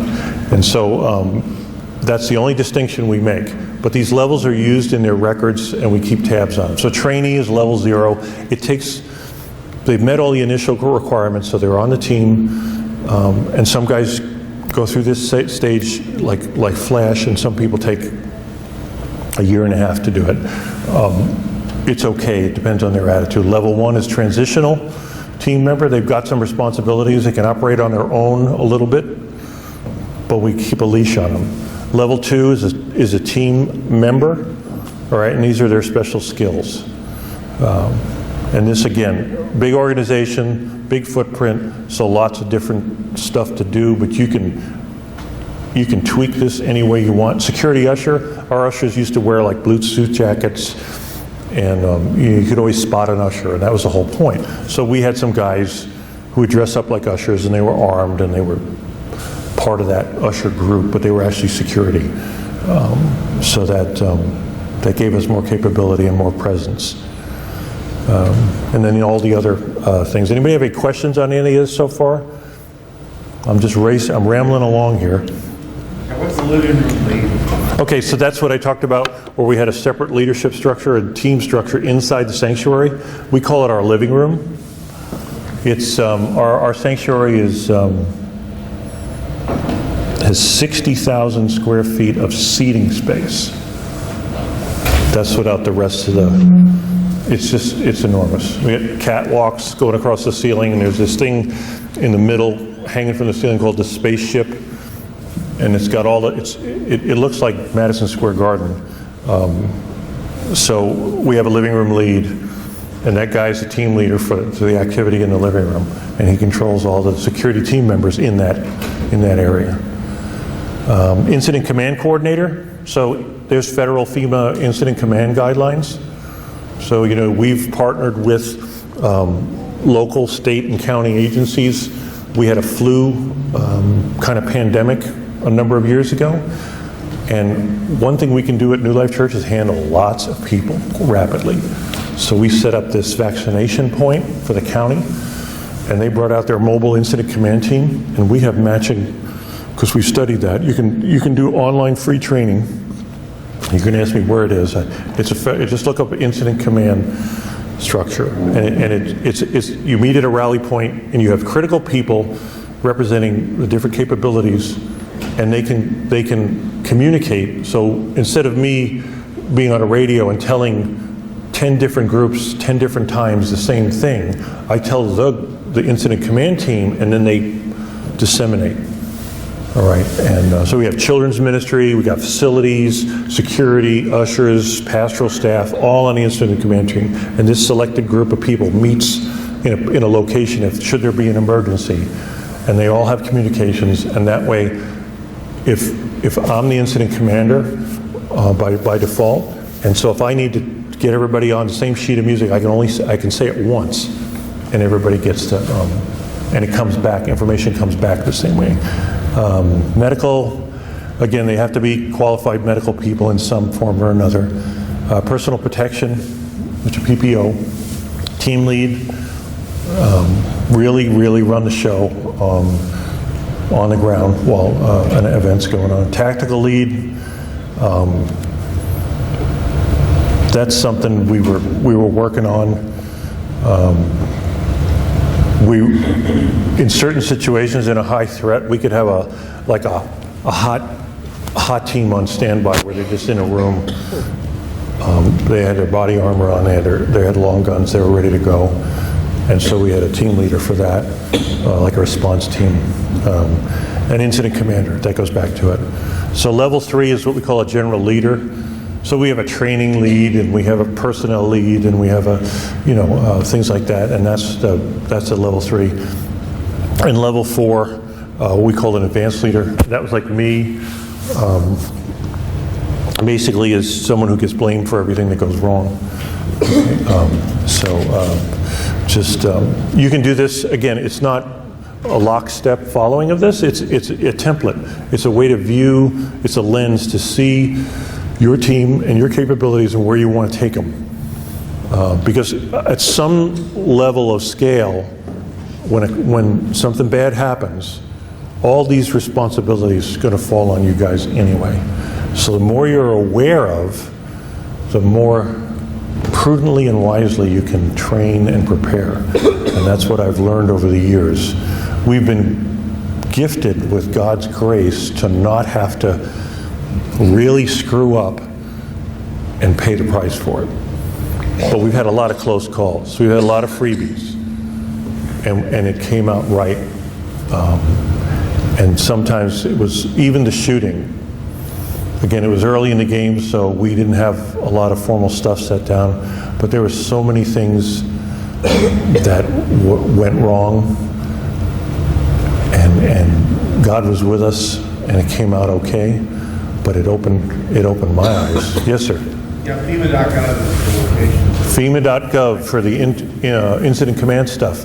Free training, online, a lot of good information. Some of it's a little too much, federal government, so, you don't kill a fly with a fly swatter, use a 100-pound sledgehammer. So, but it's good for structural learning about emergencies. We had the Black Forest fire a number of years ago in Colorado, and it caused a whole section of Colorado Springs to burn, and they were evacuating. We were a level 1 Red Cross shelter. And so we had these people fleeing their homes and bringing their cats and dogs and horses, and we set up this huge area. We had cots, and the Red Cross folks are in there, and this incident command thing was really helpful because that's what the Red Cross uses.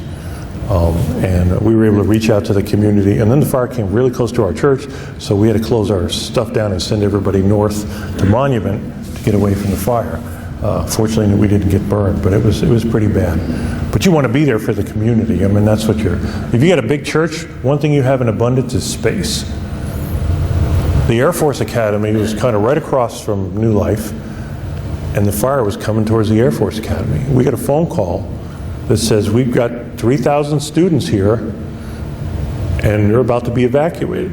And we said, bring them. We were also right in the middle of the high school conference. So we had the 5,000 high school kids, and they wanted to bring 3,000 cadets to New Life Church. Bring them. We had the space. And I worked out, we had a high school across the street from our thing, and I worked out a deal with them. On Sundays, the high school's empty. So we used their gym. I had keys and alarm codes, so we could use their gym as a staging area. During the week, we were kind of light when school was in session, so they could evacuate to our school, or to our church. So we developed community relations there. So use the things that are around you that you already have. You'll be surprised when you start looking around you. Do you have the talents and skill sets that are needed for these positions? Do I? Is it shareable? Yeah. In fact, it should be in the download. So what I did is I just gave you a laundry list here on those certifications, but I have a more detailed explanation of each one. I think is going to be on the NOXIM conference, because I had handouts, and Chuck and Marion went digital on me. So I said, where's all the paper? Oh, it's online. I said, okay. All right. Jeff? Yes, sir. Speak to a minute about day-to-day office operations security, like office staff and that kind of stuff.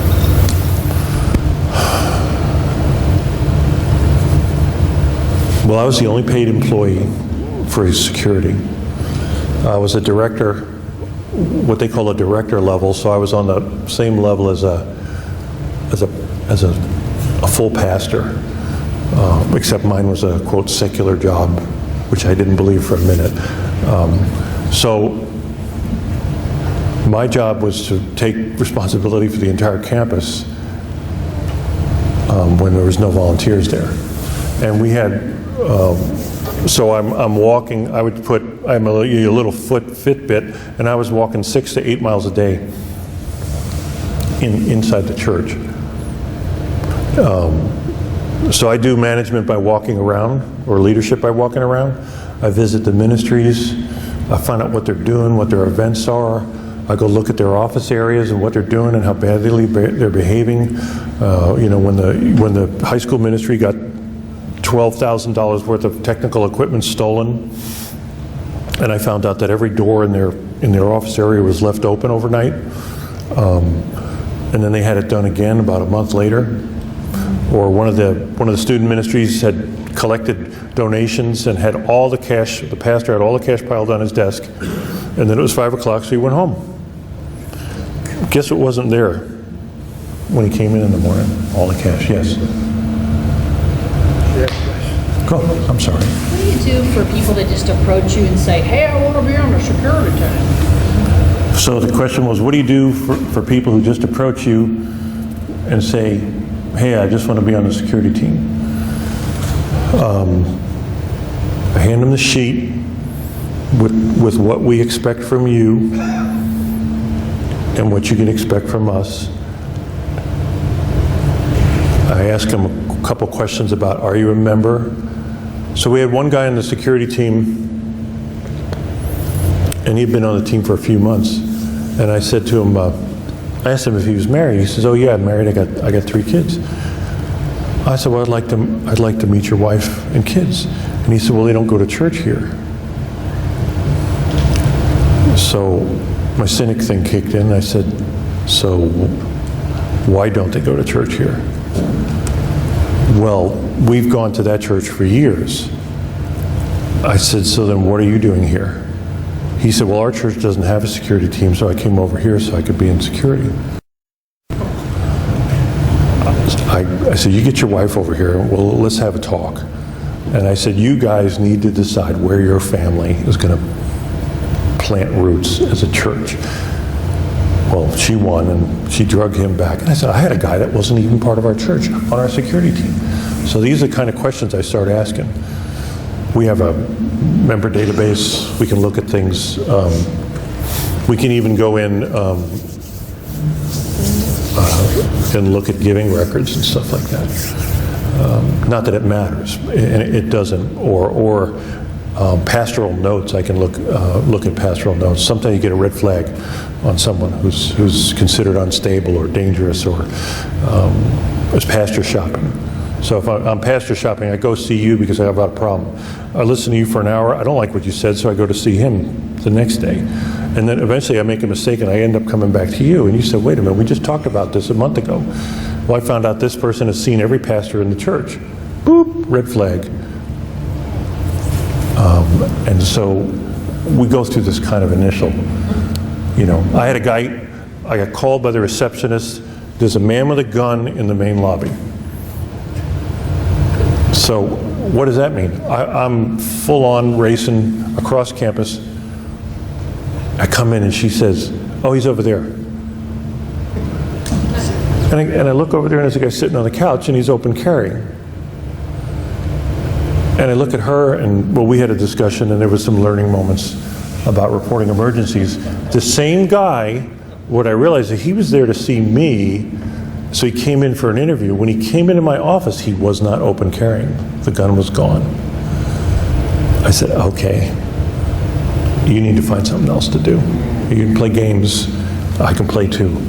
And so you need to sift people, because there's a lot of that. And when we front load the requirements with people, we tell them what they're going to be made to do, that usually filters out a lot of the gee whiz folks. And you listen to what their experience is, or what they're, come up to me and, you guys, if anything ever happens at church, I'll just let you know I got a gun and I'll help you. I said, your job, if something happens, is to get yourself and your family out of here safely. That's your job. I don't need your help. I don't want your help. Don't get mixed up in a gunfight. Yes, sir. Okay, I've been thinking about this the whole time. So this is like your sanctuary here, you're just thinking about it? Okay. Say somebody comes to this door here, and you got security right here, and one over there, one over there, one over there. And then you have that guy who said he would help you out. But you hadn't talked to him about it yet. And this comes in, he starts shooting, and he stands up and crossfires over here to all your other people. How do you have a process when you're with people in the congregation that they know what to do? Not specifically. People talk to me, the ones that talk to me, we tell them we don't need your help. In fact, if you start running around the hallways with a gun, now during the shooting, right after the shooting, there were people that did not leave the church, and they were guns drawn, walking around all over the place. You know, the silver ivory-handled .45 came out, and they're just strutting around the hallway. And the SWAT team comes in, and I'm thinking, we're just going to have bodies everywhere. You know, one guy got told to put his gun down, put it away, and he wouldn't do it. I just walked away from that and let the police handle it. We had a guy, one of our security guys was in the hallway during the shooting, and a guy came up behind him and started yelling at him, you know, screaming that he was a Vietnam veteran and he combat veteran and all that stuff. And if you don't want to go down there, then give me your gun. And he steps out into the middle of the hallway, and the pillar starts exploding around him, and he got hit by some shrapnel. And then when the shooter was down, our guy proceeded up the hallway to the body, and this guy came behind him and grabbed the dead perp's gun and racked a slide, and my other team member stuck his .45 in this guy's nose, and at that time the SWAT team was coming in. So our security guys holstered and just stood there like this and said, "Shooters down," and they just went right past us, right to the body. But this clown, that was his 15 minutes of fame. So the chances are, I tell people, if you're running around the hallway with a gun, you're very likely going to get killed if you're not law enforcement or identifiable security. How do you convey that to them? How do you let people know that? When I interact with people, I tell them that if they're going to come up. I don't put out an announcement. So there's going to be problems. Now that day of the shooting, there wasn't. So all these brave, pull out the gun after the fact kind of people, where were they when it was actually happening?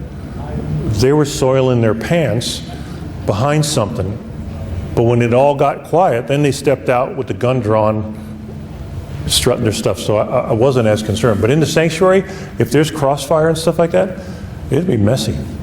It'd be really messy. Yes, sir. How aware is your congregation of the existence of your team and the fact you're armed and all that stuff? Now they are very aware.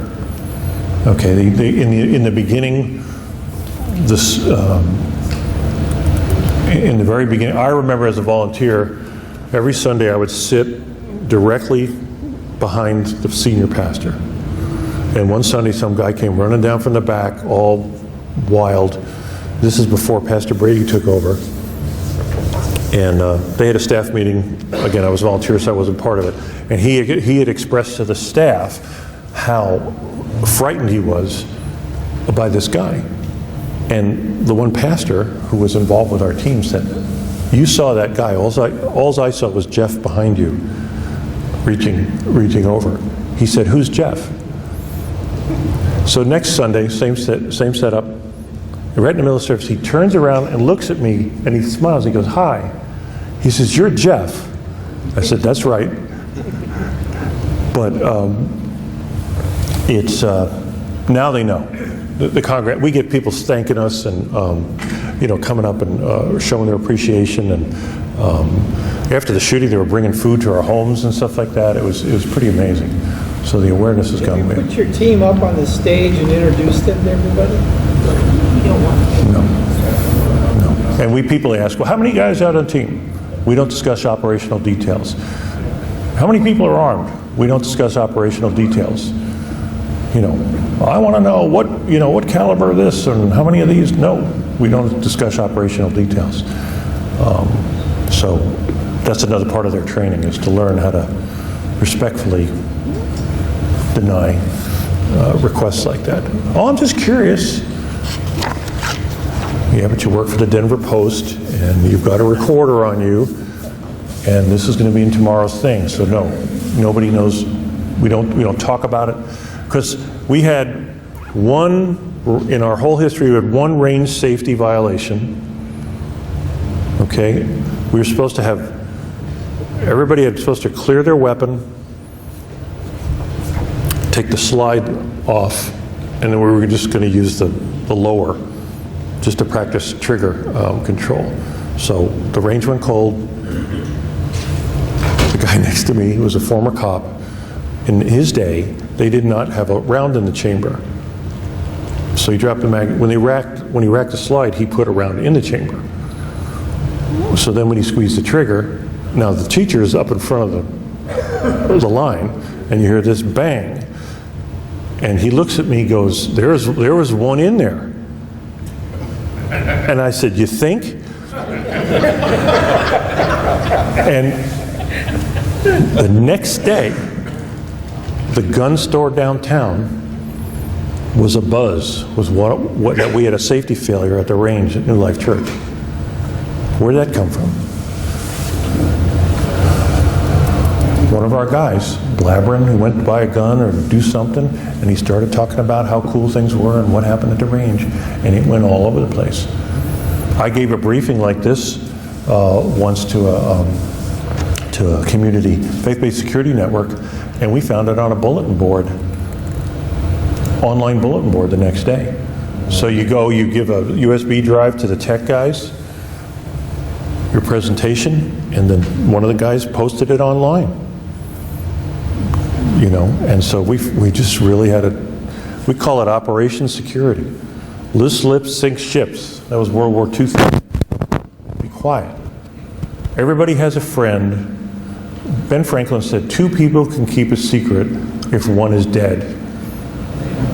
Okay? Everybody's got a friend they confide in. So if I tell you something, you're going to tell your friend. That friend has a friend he confides in. And before any time at all, the whole neighborhood's going to know about it. So we stay real quiet about specific operational details. We want to be a hard target. And if I have one person serving on security at New Life Church, I want to present a hard target. I want them to know that if they try something, they're going to get hurt, even if it's not true at a given day or time. So that's what we do. We're very quiet about our operational details. Anybody else? Yes, sir. Two things. You mentioned earlier.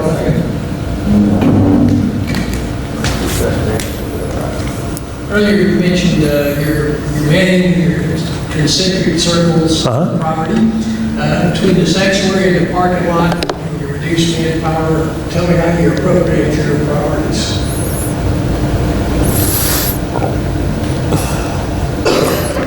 So the focus, we start with like the senior pastor, not because he's famous, but he is the face of New Life Church. People, all 11,000 of them, think of Pastor Brady Boyd as their pastor. Obviously, he can't personally pastor 11,000 people. So if you take him out of the equation, it's going to really hurt our family, our church family. So that's where we kind of start with it. Children's ministry is right up there on the same level as far as prioritization of coverage. And after that, we just try to, and it depends on what we're doing. New Life is a very busy place. I mean, it's nonstop. Every single day and evening of the week, there's something going on. I'm thinking on Sunday, sanctuary park versus parking lot. Right.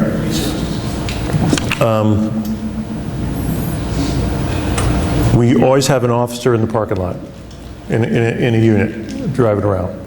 So if I don't have the people, then we'll talk to the officer and we'll have him just extend his frequency of his roving patrols.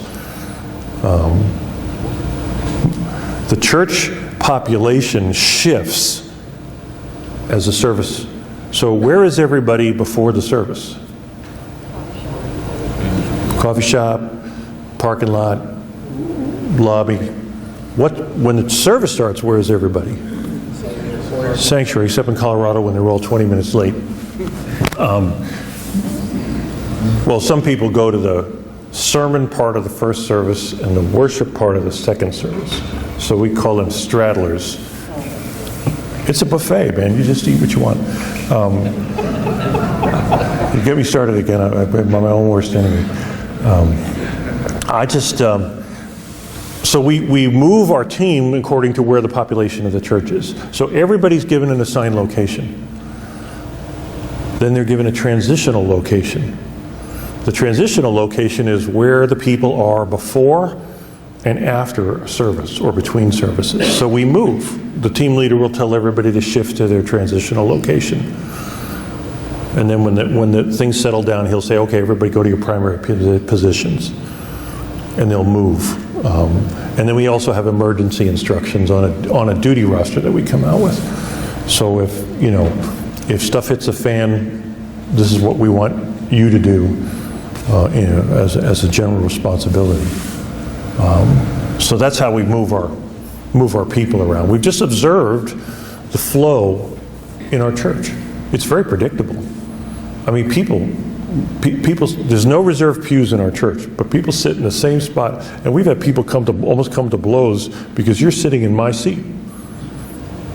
You're late, and I sat there. There's no name on the seat, and we have had ushers kind of break up a little argument between someone who said, this guy's sitting in my seat. And so it's predictable. You sit in the same spot. Everybody does. We're all creatures of habit. So we watch this and we figure out where people are and how it moves, and we move ourselves accordingly. And you still watch for the outliers. You always watch for the behavior that doesn't, the fish that's swimming upstream when everybody else is going downstream.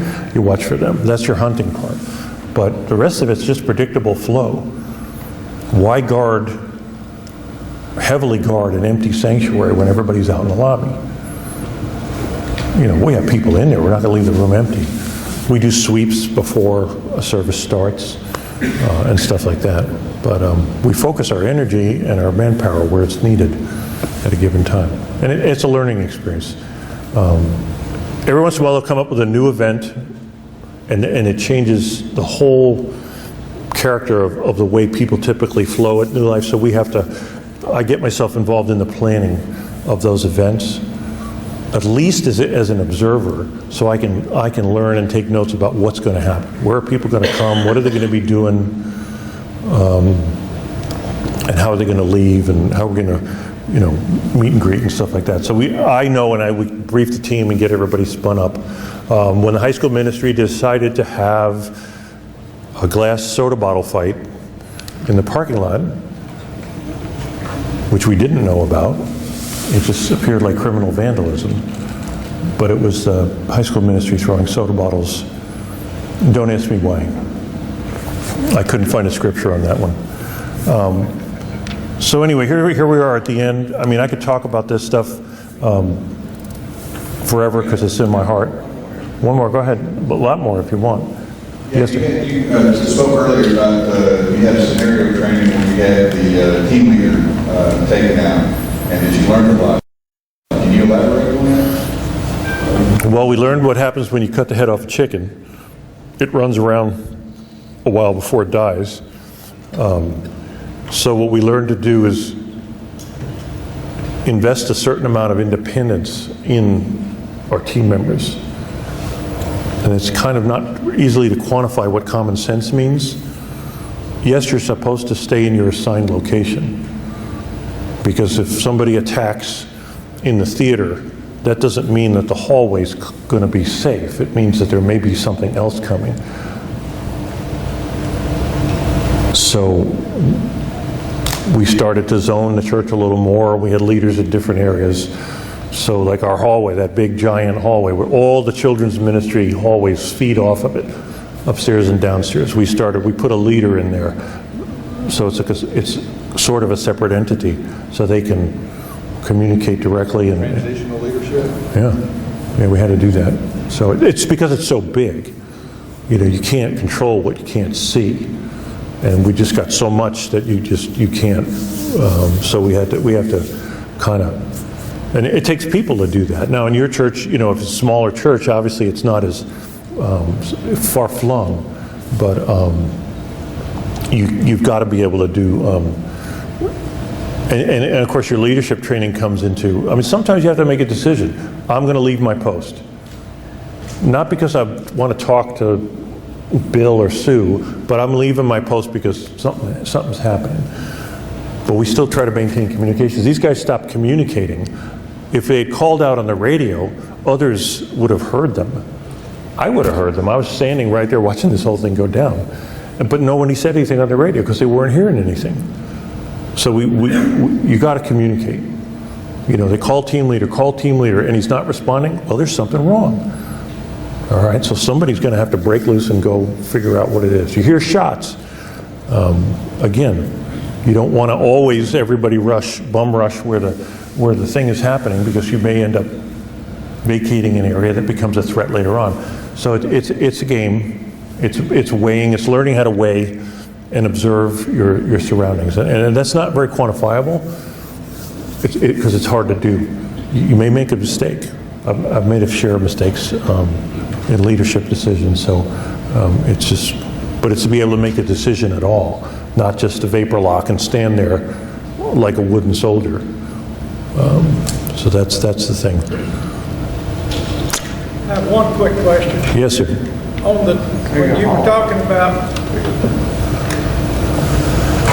When you were talking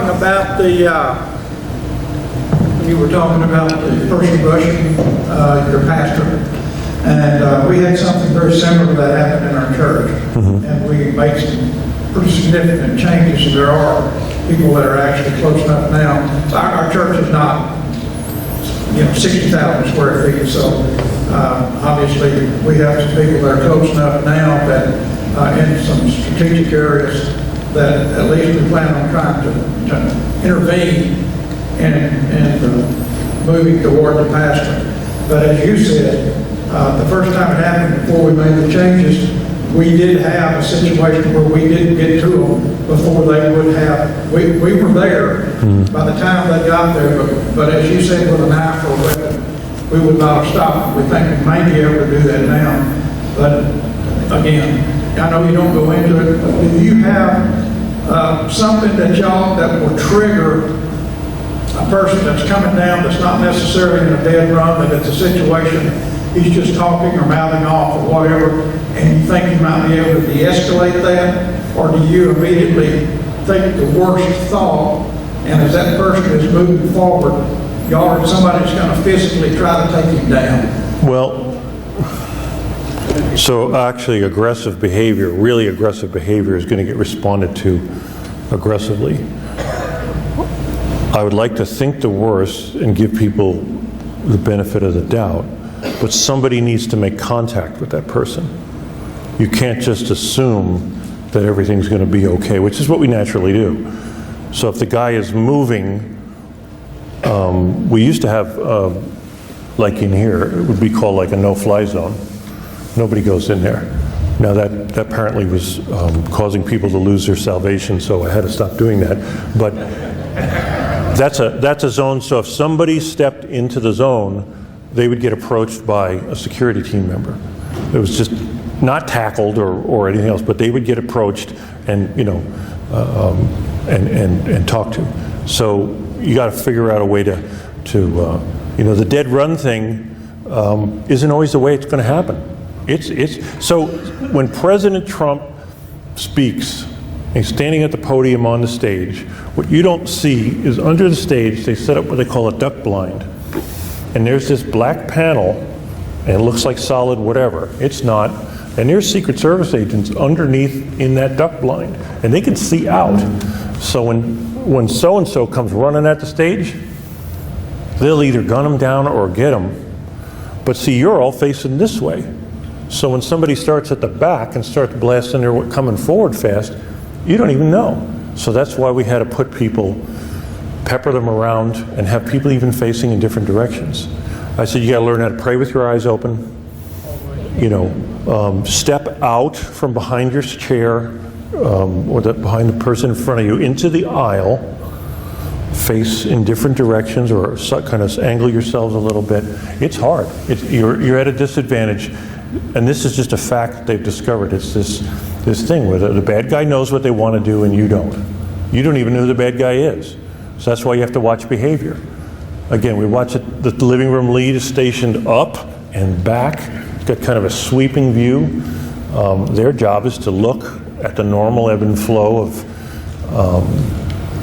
of people and try to pick outliers. Gavin DeBecker's book talks about taking, if you stare at something long enough, you will zone out. So guard duty, you know, I mean, you're watching that thing because it's high risk and you got to watch it, and then all of a sudden you're in your garage or you're thinking about somewhere you're going tomorrow or something like that. Boom, and it happens just. So what we do is we take digital, nice thing about digital cameras, you can take millions of pictures, and the ones you don't like, you delete them. So you keep moving and you keep taking digital snapshots. Okay, you don't look right, but you haven't done anything, snap. And then I go over to here. And then eventually if I come back and I see something different, then I can focus my attention. So it's this floating attention rather than this fixation.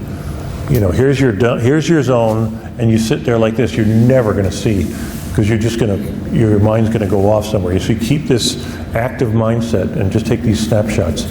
Hard to do, have to be determined to do it and be aware of yourself. And we get caught sometimes. It's just not a perfect. The only way I could really protect the pastor is if I was there sitting next to him, and they won't allow that. And even our backstage, so if he's here, there's 100 feet to the back of the stage. That's how big it is. And everything is open. And then there's a curtain or a video screen, okay? It's 35 foot by 75 foot video screen. That's a lot of room, a lot of ground to cover. So we can't, even if we were hiding back there, we're just not close enough. You know, if you're behind the recycled Jesus fence here, at least you've got only a few steps to go to get somebody. But when there's 100 feet back there, you just can't cover that kind of ground. And they don't want they just don't want that kind of coverage. So we're at a disadvantage. This is one of the things I had to learn to live with. And hopefully and prayerfully that nothing bad happens. Yes, sir. Jeff, since we're such a small church, a small team, we've determined that we can't always be able to get to the pastor before somebody else does. So we haven't done it yet, but we do have a schedule for the pastor to take some training and actually give him the defensive moves that will delay whoever's coming at him long enough for one of us to get it there. So if they're willing to do that, that's amazing, and I applaud you for that. So again, giving your pastor the notion that not everybody in front of him is sheep. There's some wolves. Just don't lose sleep over it, but just keep your eyes open. What happens if somebody comes at you? You know, like you said, you can't get to the pastor all the time. So what do you do? You know, now if they don't want to cooperate, then there's choices that have been made, and you do the best you can. That's just one of the sour lemons that I had to chew on in our business. It's just things you can't change. Some people got it great. Everything goes their way and everybody cooperates, and other times you just can't seem to make any headway. So acceptable risk, and then there's risk you just can't control. And you do the best you can. Now I get on the guys in the front, the protection people, because if they zone out, then we have longer talks. And if you're zoning out, then call out and get replaced. Well, we'll hot swap you with somebody else if you're tired or you don't come in sick. We do buddy checks. Team leaders are responsible to make sure that all their people are ready to go. If you're sick or you hurt your back and you're on painkillers and muscle relaxants, you don't need to be serving. It's our team leader's job to assess each person and say, you're good to go. Ask them, and if they're not, because a lot of guys, I'm talking about guys because we tend to have these manly lies about ourselves. They don't want to admit that they have a vulnerability or they're incapable at the time. So we have to check. So we do that. I said, send them home. Send them home. had a cold, didn't get to sleep last night, something, crisis in the family, go home. Don't feel like you have to come here and compromise operations. So, anybody else? Yes, sir. That book is instead of in 2 seconds, it's Just 2 seconds. All right. So the Gavin DeBecker book is called Just 2 Seconds, and it's on Amazon. When you get it, it's like 600 pages long. It's kind of intimidating, but really only the first third of it is what I would call textbook type stuff. The rest of it's very cool case studies. It'll help you out. Highly recommended stuff. Anything by now I'm going to go blank on you. I'll put up a reading list on my website in the next couple weeks. So, any other questions? If so, if not, my email address is there behind the Jesus screen. It's on my website. My bio's up there, and then all the posts, blog and stuff like that. So you can join in the growing community that we're trying to create here. And I brag on Chuck a bunch too, because he's doing such great work, and you're all part of that. So I just love every one of you, and I'm glad to call you friends, and hopefully get to know you a little bit. So remember Nehemiah. He's my hero, but we prayed to our God and posted a guard day and night to meet this threat. Prayed, and then did. They had a sword in one hand and a shovel in the other, and that's what we're doing here, with serving the kingdom of God. And we have a sword in one hand, and we never let it go, and we have a shovel in the other, and we have to learn how to balance the both of them, and that's our game. So, God bless each and every one of you. Thank you, Jim.